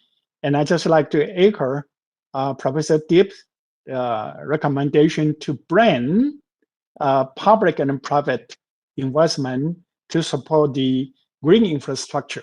And that is also what I highlighted in my second point. We should encourage multilateral development institutions as well as bilateral donors to give more support to green infrastructure, to create a new facility to support green infrastructure. Thank you. Thank you very much, Professor Lin. With that, we can conclude this session. I'm sorry for the very limited time. I have the gatekeeper, Nicholas Busho, back there and texting me that the time is up. So thank you, everyone. It's very interesting discussion we have today. We should have like longer time for our discussion. For audience that have a question, please text us, leave in the chat. We will convey that to the panelists. And now, without further ado, I will give the floor to Nicholas Busho to continue with his with the second session. Thank you very much, everyone. And then please join me to give applause to our panelists and discussion in this session one. Thank you. Thank you very much, Nella. I will be following up with no further ado. And now we have been setting up the scene, and thank you, especially, I would say, Mr. Justin, for your visionary approach, which does also very much connect to what we are trying to look at. And while we are devising to look into new solutions, here the work that is being undertaken in a different manner, complementary in the engagement groups, right, also illustrates new and complementary options that needs then to be transformed into institutional approaches. So I would like now to introduce our next speakers, Dario Scannapieco, the CEO of Cassa Depositi e Prestiti from Italy, who will speak both in his capacity of CEO of Cassa Depositi, but also on behalf of the D20, which he was one of the founding member. Welcome. Danang Parikesit, professor at University Gadjah Mada in Indonesia, lead co-chair of the T20 Infrastructure Task Force, among other responsibilities and duties. And last but not least, thank you very much, Rida Firakusuma, for joining in. I know you have also a very, very busy schedule. The CEO of the Indonesia Investment Authority and the chair of the B20 Indonesia Infrastructure Task Force. As discussants, Priya Dash from RIS in India, in New Delhi, and Raffaele della Croce with the Italian Minister for Sustainable Infrastructure and previously senior economist at OECD. Dario Scanaceco, there are many issues that were discussed about data, climate, inclusion, fiscal space, investment, blended finance, and something that keeps on popping up again, gaps. But at some point, I would say the gaps, they are so huge that I wonder, it's a person note that if there are still gaps, or if this is just an illustration of systems that have to be probably recalibrated and reset. I'm not forgetting the issue of local development, urban development, which are also part of the novelty that this T20, B20, D20 approach brought up in terms of infrastructure finance and dialogue within the G20. So with no further ado, I leave the floor to you for a series of opening insights and comments, and the view also from the D20 Long-Term Investors Club. The floor is yours.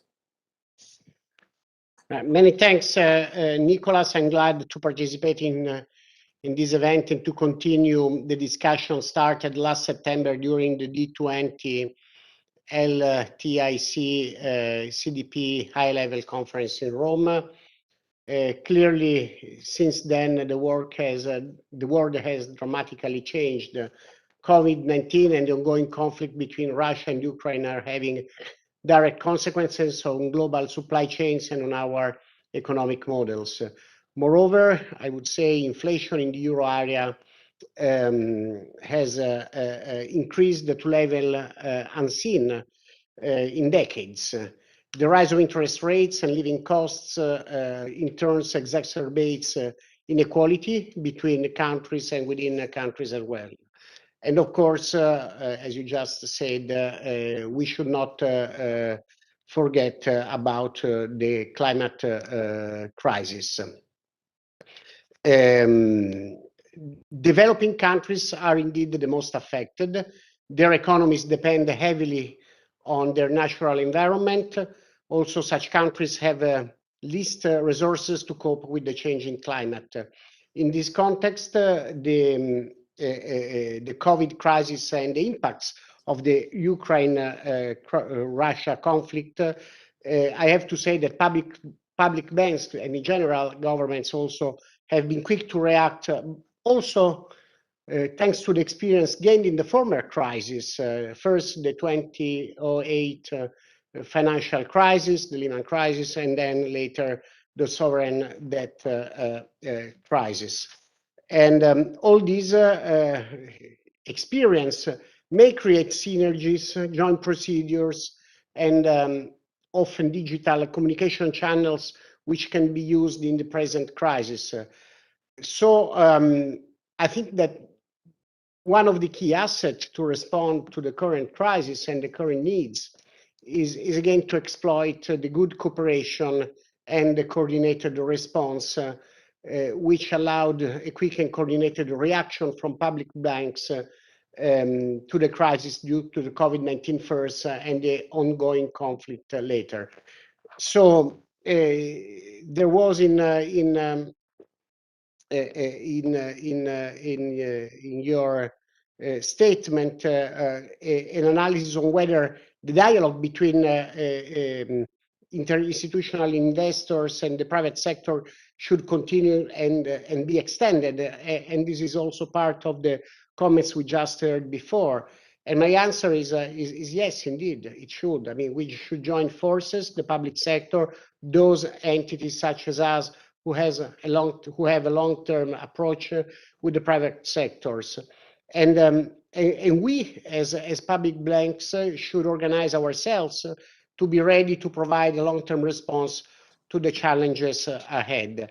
Indeed, all resources available need to be mobilized with a view to overcome these unprecedented challenges, from fighting against climate change to digitalizing and innovating the economy, to ensuring a fair and just transition and further catalyze private investment. So setting up partnership and joint initiatives represent a step forward in this direction. We as Cassa Deposit and Prestiti participate in a number of international fora.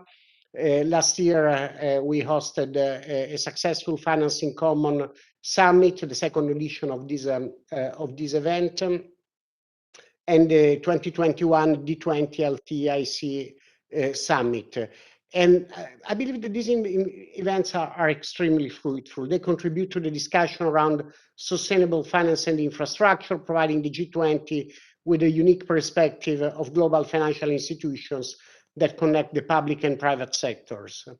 So thanks to its leading role in the D20 Long-Term Investor Club, CDP, together with the Indonesian G20 presidency and OECD, is currently organizing the second G20 Infrastructure Investor Dialogue, taking place on July 15 in Bali, in Indonesia. So this event, which should be a permanent feature, I believe will be the main occasion when public and private stakeholders can offer support to the work of the G20 finance ministers towards sustainable infrastructure investments. Today's conference is a very important step to build, to better build an inclusive G20 infrastructure investor dialogue and to work on a common B20, D20 LTIC, T20 joint statement for the G20 as it was done last year.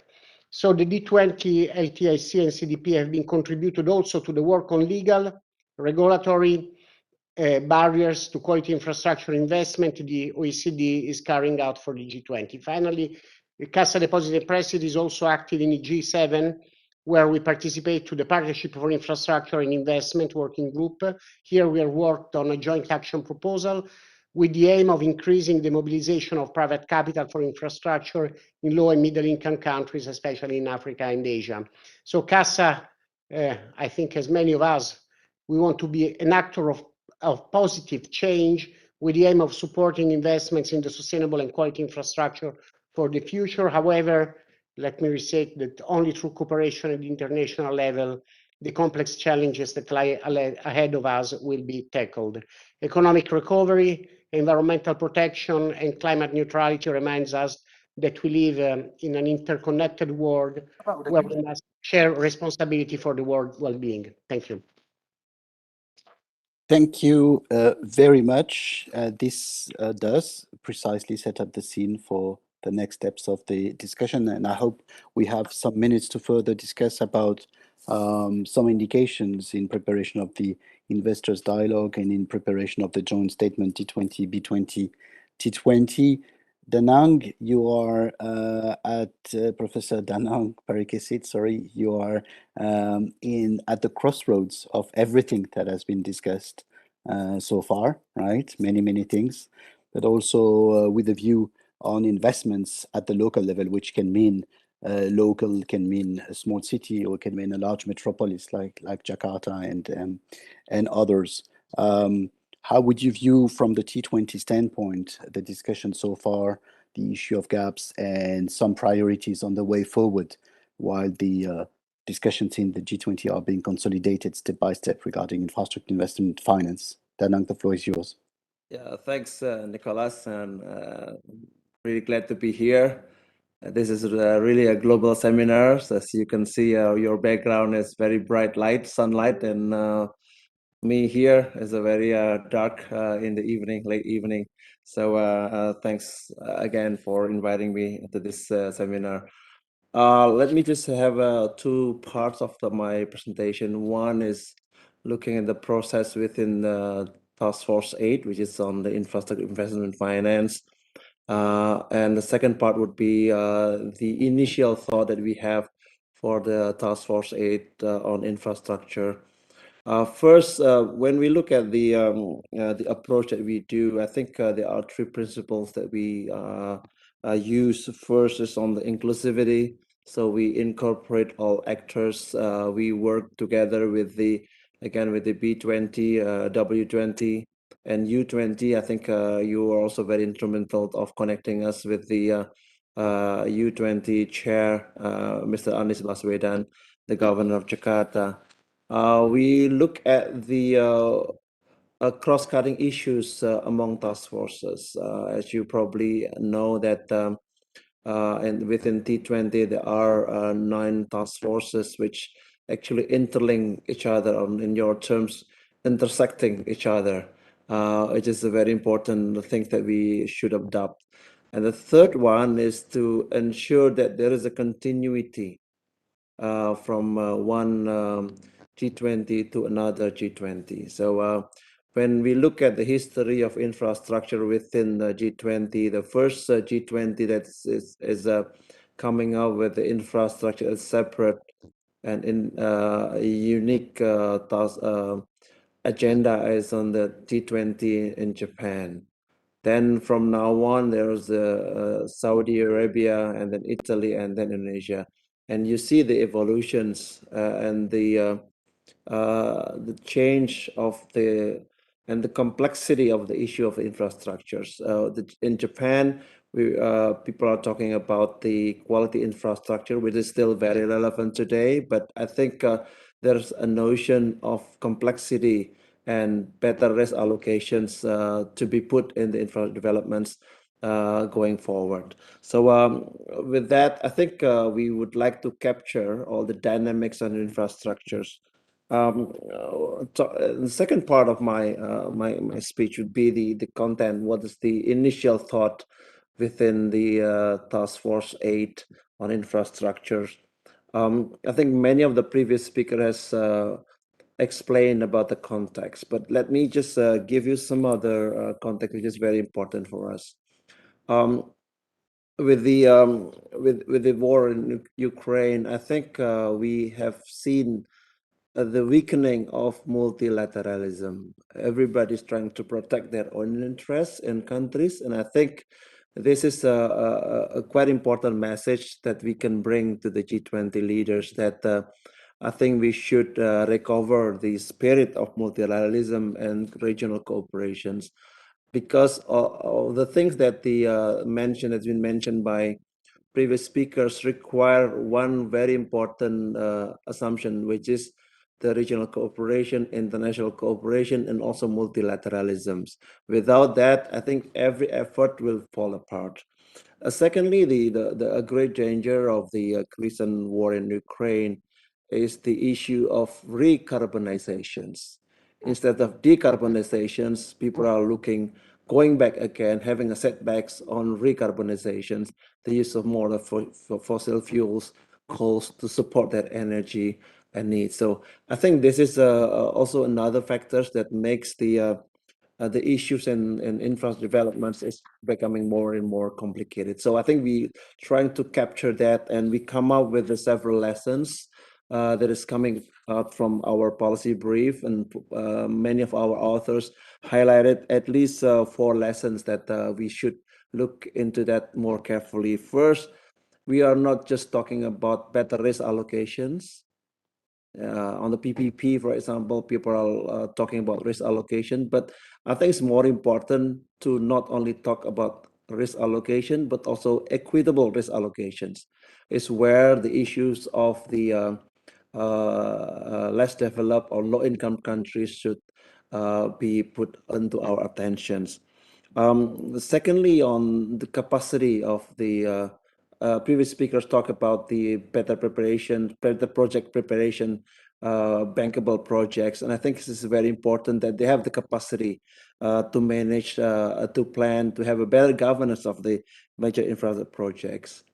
Many of the previous speakers has not spoken about safeguarding policies except the climate change. And I think today, all the climate change is very important. I think everybody's agreed on that. The issue of biodiversity gender, minorities, and displaced community is still very relevant. Then I think this have to be brought up to G20 leaders, especially when we are talking about social infrastructure projects. It's why I think in some of our recommendation, we are putting focus on the national strategy, how countries are developing strategy in close cooperation with multilateral development agencies, bilaterals, and also financial institutions. Another thing that is very, very prominent coming up from the policy brief and our discussion is the innovations and digital transformation in infrastructure technology.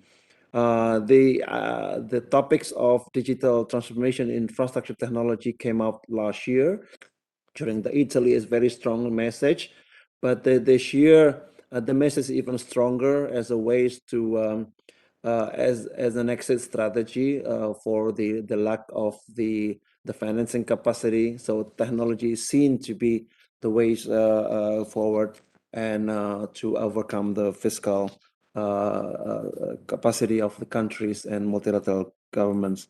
Danang, just 1 minute. Yes, just closing remarks on the 2 points, 2 further points of the discussion so far within our task force is specifically carrying forward from the previous ideas on urbanizations, urban regenerations, and the new capital cities. There are a lot of interest that G20 is saying something about it. And the last one is actually is a continuation of discussion on regulatory reform and future direction of PPP, especially for the small scale projects and social infrastructure projects. So I think I will stop here.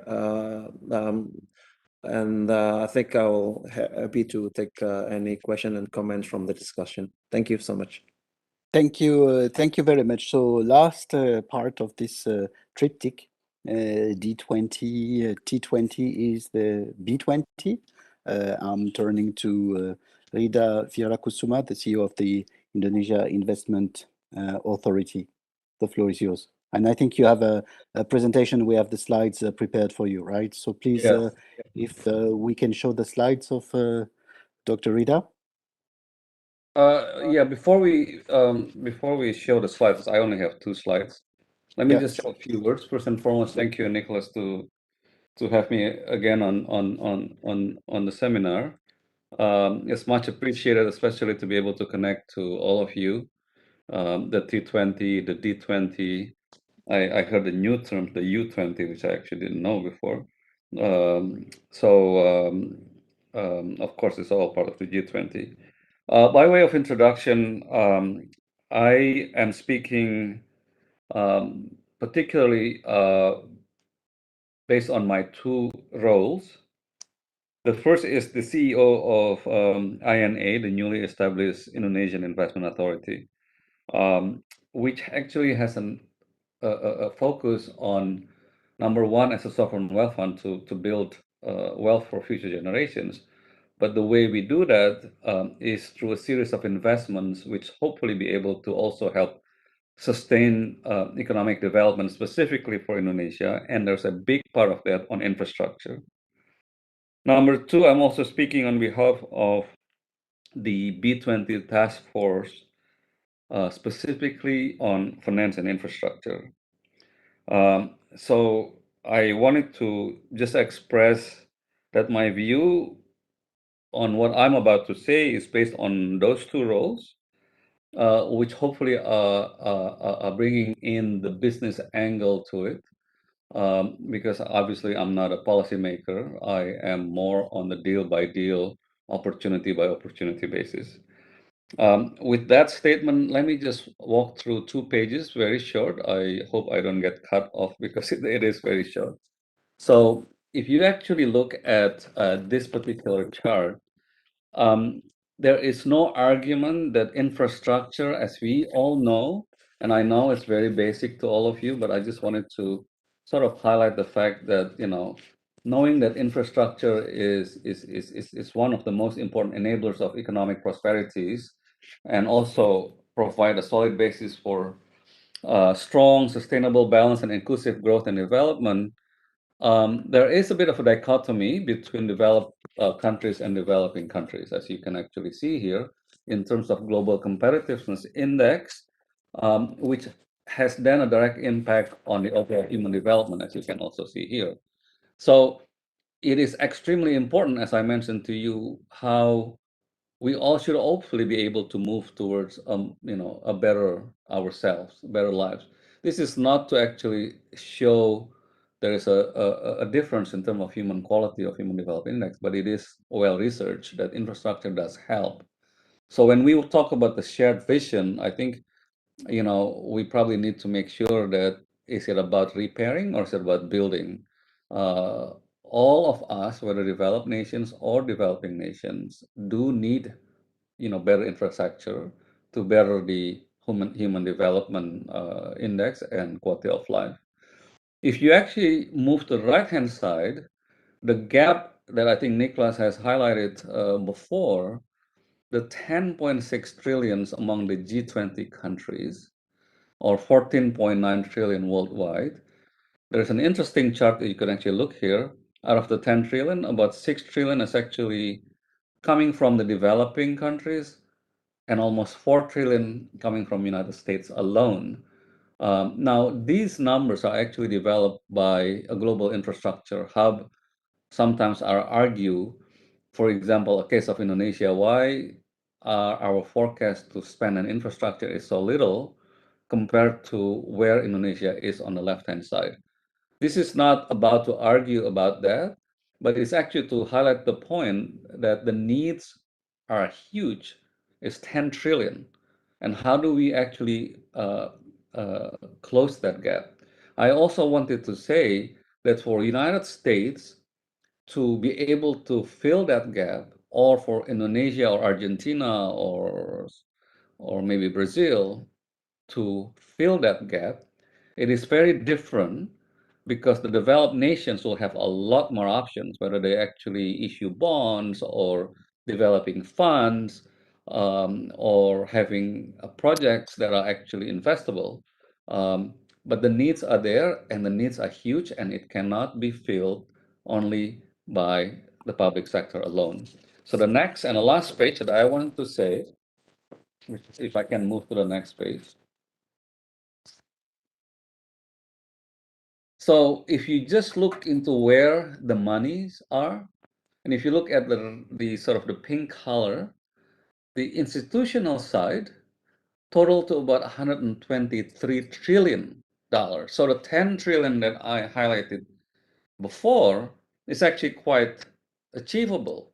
Only if these people, whether it's pension funds or insurance companies or sovereign wealth funds, for example, can participate and somehow be able to work and fill that gap. The biggest challenge has always been that these money are not necessarily able to come in because there is this risk-return imbalance, because a lot of these infrastructures are deemed too risky by these private monies. That's the reason why I think it is important for all of us, the T20, B20, G20, U20, to try to find how do we actually able to capture these private monies, so to speak, and somehow work together so we can all inject ourselves and develop the infrastructure, which is somewhat public in nature, but the public sector doesn't have all the money. It's the private money actually have more money than the private sector, but we need to be than the public sector. We need to capture this.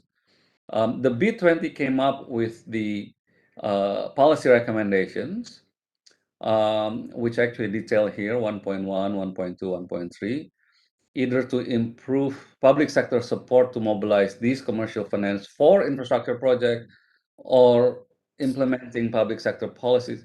These are big words.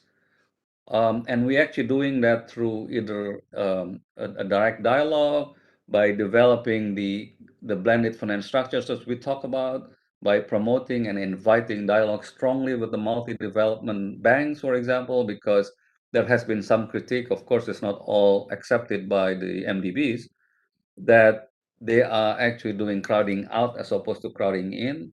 So the risk-return imbalance that I was talking about has to be tackled both by private and public. If the public can somehow take some of the more difficult, even though the amount is small, the private money will come in a much bigger thing. So I think if you want to share the common vision, the need is huge, number one. Number two, let's work together to make sure that these private monies can be captured, can be invited, and can play a role on the development of the infrastructures by natures are public, and the public funds are not necessarily enough. There are many ways to develop that. Blended finance is one of the things. So I'm actually very keen to be able to engage with all of you, but it is not just about talking about it. For me, it's all about doing one deal at a time, one structure at a time, and then hopefully be able to repeat those across, whether it's in developed nation or developing nation. So that's it. Thank you very, I would say very much appreciated, because there is something that is like the elephant in the room. It was there in previous discussions, but it has not disappeared in our discussion of today. On the one hand, for example, and the figures that you recapture, we have been talking a lot about blended finance, but at this moment, blended finance for infrastructure finance is about $9 billion a year. And what we see is that the gaps to reach out to desired infrastructure finance levels and to support the implementation of the Agenda 2030 is over 10 trillion, right? And it seems there is no way to really bridge those gaps that easily, except maybe you were showing that the amount of institutional assets, right, is also at the scale of the gaps, but probably classical approaches, classical structures, classical ways to continue just underlining the gaps, and years after years witnessing that the gaps have enlarged, especially in a context where fiscal space has been reduced, and this was well illustrated by all previous speakers in the first round of our discussion, leaves us with no other option than to be creative in addressing infrastructure and be transformational. That was also very much highlighted by Professor Pariksit. Our discussants probably would like to react very briefly so that we can have another round of discussions altogether. I will turn to Rafael de la Croce. You have been also in this infrastructure scene for a while, and with this long-term approach, especially how this long-term approach can be featured in a context which is agitated by numerous uncertainties. And then we'll turn to Priyadashi maybe for a few comments also about some aspects of what India could do in that regard in 2023. Thank you, Nicola, and greetings, everyone.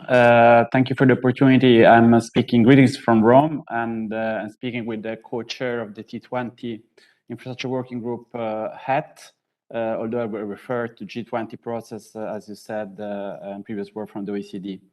So the urgency of action on sustainable infrastructure is clear, has been echoed in all intervention before. I think that to mobilize private capital and to improve the delivery, having better delivery, better spending, we need more efficiency as well. And implementation of the reforms that would allow the bankable pipeline of projects that the private sector needs. In order to do this, what do we need? We need a new governance model for infrastructure development. That's clear to me, at least.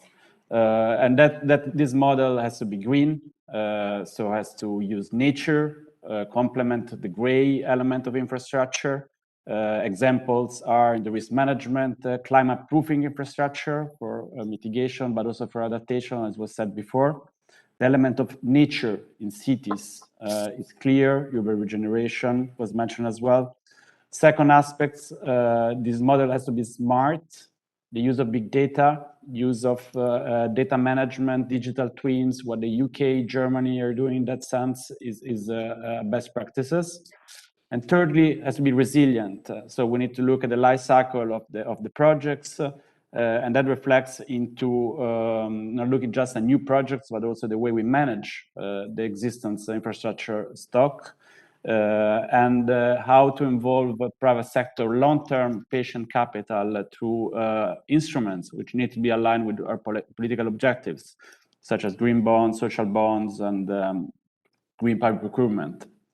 Ultimately, how we can do this, and what is the role of the G20 in this? Well, first of all, is about coordinating the different aspects and policy areas of this complex sustainable infrastructure agenda through the different working groups, but also giving clear messages to the private sector. The B20 is here, the long-term investors which are interested, have an appetite, they need to invest, that have an inflation issues these days with the current macro context. For example, giving clear messages on data and data collection and ESG framework, which clearly needs to converge with the multiple set of indicators we have now. And also focus on delivery. And there I see the development banks, of course, clearly a key role, especially in emerging markets, but also in advanced countries. Second aspect is how to deliver the role of universities and research and the T20. I think there is a role here for systemic thinking, meaning having the freedom and the possibility to think beyond the political cycle, overcoming silos approach, typical of public administration. And there I do believe, with experience of the G20, there is a big role to be played, putting pressure on the G20 on this. And last point I'll make is about having an inclusive process, and that means including young people. We're talking about the future here. We're talking about 50 years horizon of long-term infrastructure projects, climate issues, and so forth. The young generation needs to be part of the discussion, and ultimately an open process. That's the way, being inclusive, being open. That's the way to create the trust needed to implement those challenging reforms. Thank you. Thank you very much, Raffaele. Dash, the floor is yours. Thank you, Dr. Nicholas. It's evening in Delhi, so good evening to all our fellow panelists and participants. I'll begin with where Raffaele ended. When we see a sustainable future, infrastructure, it has to be inclusive. So that inclusive dimension, besides the young population and others, it is about addressing the larger impact that infrastructure could create in terms of development. The missing dots needs to be connected now. So here,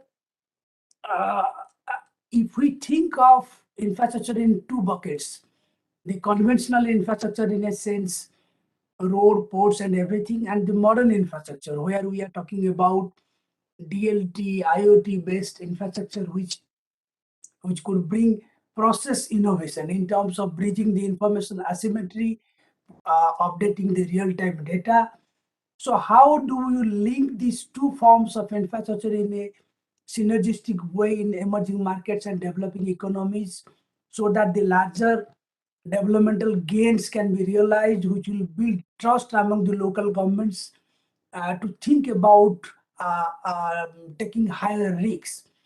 And now we have been talking about infrastructure investment quite long, but then we are not able to successfully dilute the perceived risks that is still existing in a very significant way among investors, despite of their huge capital base.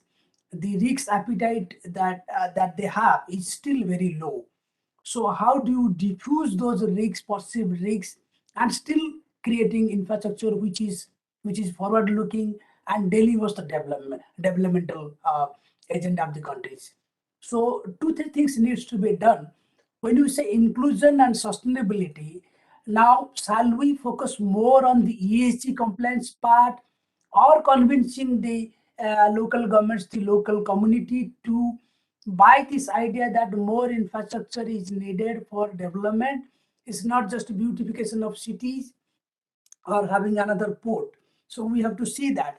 In terms of India's policy, if you see, it is focusing on multimodal connectivity, how to efficiently utilize port, inland waterways and other things. So that, and having, I think all of you might have heard of the recent policy of Prime Minister Gati Shakti. Gati means speed, Shakti means the power.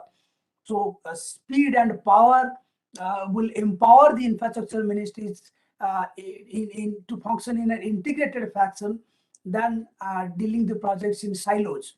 So what they have done, based on geographic information system, 270 layers of data have been collected. So real-time updating of the policy of the projects taken by different ministries, the approval process, everything will be handled through that digital platform.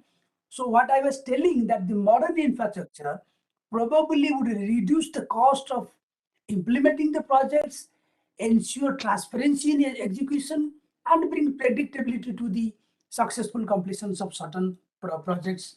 The last part I suggest, not really suggest, what our panelists have already covered.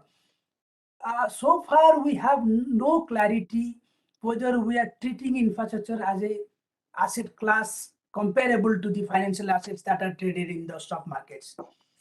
So taxonomy related things, definition, very rightly, the definition point was raised. So definition, taxonomy, infrastructure as an asset class, and improving data quality on the existing infrastructure and the future infrastructure that we are aiming. These also constituted key pillars of the sustainable infrastructure that we think of. I'll stop here. Thank you for the opportunity. Thank you so much. Darius Canapieko, just maybe one last aspect, and we are nearing the end of this second tour de table, but one aspect that was floating around somewhere in the discussions, in the remarks of several of the speakers, especially the second round, was the issue of urban development. Happy that Pakrida, you learned about the Urban 20. Last year I was very, I would say, found it was a good achievement that the B20, D20, T20 altogether insisted in the end of the shared statement about urban regeneration. How would you view this issue of urban regeneration as you put it and supported it last year in the context of this discussion today and supporting a new agenda of infrastructure investment in the crisis context and in the G20? For urban regeneration, we should mean a way to catalyze different intervention into coherent plans for development. Indeed, urban regeneration may be an instrument to reduce social disparity and to create a more resilient and inclusive, inclusivity was one of the words most mentioned today, economy. And therefore, it's the key. I mean, urban regeneration may have many implications. Despite the social one that I just mentioned, we should never forget that 70% of the pollution is generated in cities. And therefore, urban regeneration can be seen also as a way to implement the fight to climate changes. Now, clearly, we all know that it's frequently not always and not only a matter of financial resources. This is why, I mean, I want to share our experience here. We have, how can I say, a threefold approach to urban regeneration, which I think is proving effective. First of all, to provide advisory services to the public administration.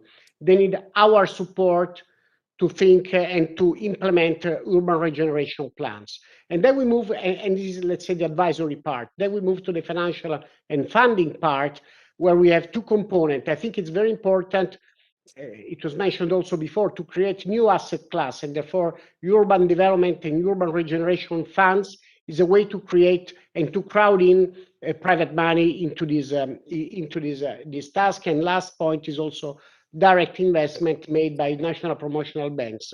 So all of these, I mean, should we join together to think about the future, to shape the cities on the future with an eye to social inclusion. For instance, in Italy, we have a problem of aging society. We have the theme of silver economy, and therefore, whenever we think about urban regeneration, we think about social housing, senior housing, how to reshape and involve technologies into the urban regeneration. Again, is a combination of aspects that needs to be brought all together, but where the benefit can be for the financial, for the financiers, for the investors, of course, for the public administration, but most of all for the citizens, because a regenerated urban environment is an environment which typically is more inclusive, more equal, and also more friendly to the climate.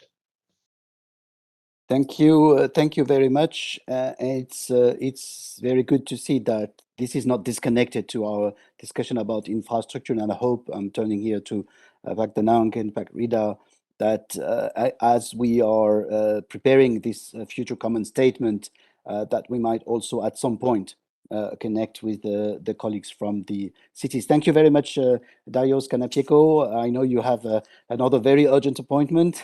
Thanks for staying with us at this moment. We are reaching slowly the end of this session. I would like just to ask Pak Danang, Pak Rida for a final comment on what we have heard so far, or I would say what should be undertaken in the coming days, weeks, before the next finance track meeting and up to the closing summits in the season, the T20 summit and so on, before the leaders meeting. Pak Danang? Yeah, I think there are several points. First, I think there's an urgent need to narrow down the knowledge gaps between countries and especially G20 member states. Reducing the information asymmetry seems to be a big issue to improve the capacity of countries or cities to undertake projects. And I like what Rafael has mentioned about the focus on delivery. I think G20 could be a good platform for showing us what can be delivered and what has been the best practices. And I think this is a good ways of working together and through essence of cooperation and multilateralism. And again, I'm very high hope that G20 leaders can show us good examples. And certainly the engagement with Y20, for example, that's also mentioned by Rafael, is a good way to make sure that all the agenda messages has a continuity and its progress and developments. Thank you very much. And last but not least, the B20. Yeah, from my side, I continue to focus on the fact that there is still a disconnect, unfortunately, between the money or the biggest capital and also the need. I think Mr. Dash from India highlighted one of the probably the most important points that I also highlighted before, that aside from the fact that capital is big, the risk appetite is still low. And one of the reasons why the risk appetite is low is because we still haven't been able to crack the code between risk participations on what we call blended finance. I think a real example, we just launched a $3 billion toll road deal in Indonesia. And the participants of those are sovereign wealth fund and two pension funds, one from Canada, one from Dutch. And we are in the midst of closing that. But when I spoke with the MDBs, the first thing they ask is, oh, how do you deal in handling the foreign exchange risk? And the project is 50 years. And the two pension funds and the sovereign wealth fund never really asked that. And the MDBs also asked the second question, how do you deal with the political risk? So on that very small example, you can actually see that the MDBs that are supposed to actually understand and take maybe a more venture risk because their cost of return is lower, hopefully can actually work together with the private money, and then the need of the 10 trillion gap can be closed. I think if that is not closed, the private money may continue to, but now I argue whose risk appetite is low, because on my example, it was actually the MDBs who are actually asking about foreign exchange risk and the political risk, whereas the private money said, hey, I am convinced on the infrastructure, I'm convinced on the 50 years toll road, I'm coming in. I am sure the similar story also in India and in other developing nations, because there's a difference between repair and build. There's a difference between greenfield and brownfield. And I just wanted to make sure that, for us to be able to close the huge gap for the benefit of humankind, private and public has to work together and has to be coming in, really just lock ourselves in and start really tackling the issues, one by one. Otherwise, we continue talking, endlessly. Thank you. Thank you, thank you, thank you very much. I think this would be a very nice and concrete last step for this second part of today's discussion. Unless there are any last very urgent messages or remarks from any of the speakers or our colleague discussants, which I thank you dearly, Professor Dash from RIS and Rafael de la Croce, and then for the first session, Akash Deep from Harvard and José Dutra from Fundación Getúlio Vargas. I would now like to pass it on for a practically impossible exercise.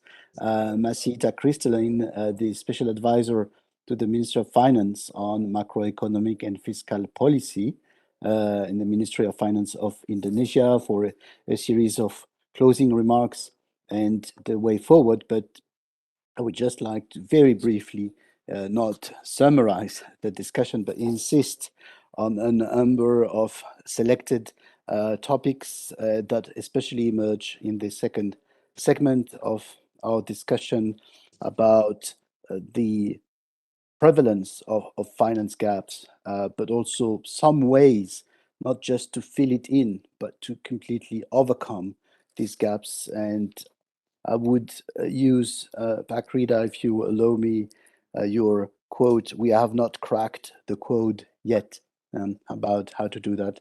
I think we have to recognize it. The urban issues have been floating around also a lot, and it was also very clear in the approach.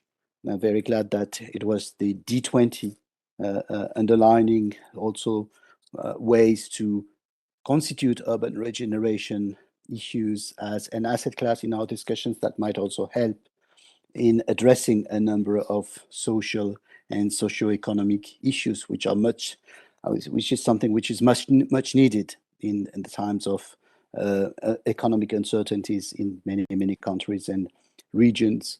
The last element I would like to share with you, and I would also profit by that to share, to thank dearly Nela Andrietti from the Ministry of Finance for both the preparation and the moderation together with me today of this discussion, is how much the institutional framework within the G20 also probably is in need of fresh ideas coming up, but we can see how complicated it can be when it comes to then finding comprehensive consensus. In the context of the G7, but in close connections with the G20 presidency of Indonesia, Germany has introduced the notion of a climate club as a coalition of willing to advance on the most complicated topics in ways that are not classical, not an exclusive club, but a club of a coalition of the willing.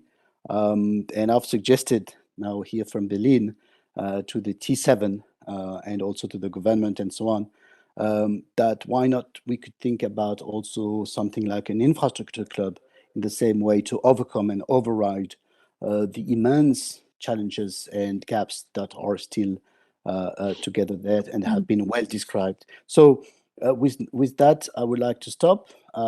And before we definitely close, I will pass it on now to Masita Crystalline. Thank you so much for agreeing to say a few closing words. Thank you, Nicholas. It's nice to see you again, although not in person this time. First, I would like to thank all the speakers, discussants, and participants for joining today's virtual webinar on assessing multilateral roadmap for financing high-impact sustainable infra projects in the G20. I believe the two sessions that has laid out today will help us in meeting our G20 presidency deliverable, including and most particularly within the finance track. Distinguished guests, ladies and gentlemen, Infrastructure is known to be a major driver of economic growth in developing countries and underpins broader economic and industrial activities. Investing in sustainable infrastructure and zero carbon economies will promote growth and could add millions of jobs. Infrastructure also plays a key role in bridging gaps in the 2030 agendas for SDGs. Because the quality, quantity, and accessibility of economic infrastructure in developing countries lag behind those in advanced economy, scaling up infra investment is always a key pillar and priority in many national development strategies, including Indonesia. Developing sustainable infrastructure has still many challenges. Several has been laid out in today's presentation. First, we can see the inability of sovereign and sub-sovereign agencies in developing economies to consistently supply structured projects that offered a standardized risk transfer regime, or also a hurdle in the investment return in channeling project sponsors, and also available finance into infrastructure development activities. Second, we need to bridge large infrastructure gap, requires tackling several problems in terms of project preparation, additional financing, project selection and implementation, the profile of the project cash flow, and the perception of high risk throughout the project life cycle, which contribute to making private investment difficult to justify and costly to be achieved. Inability to properly use available financing modalities to bridge the financing gap for sustainable infrastructure. Fourth, the capacity and capability of government and public investment management institutions also remain inadequate in identifying, evaluating, preparing, and executing different infra projects that is needed for the development. Distinguished guests, ladies and gentlemen, in our first session today, we learned a lot about leveraging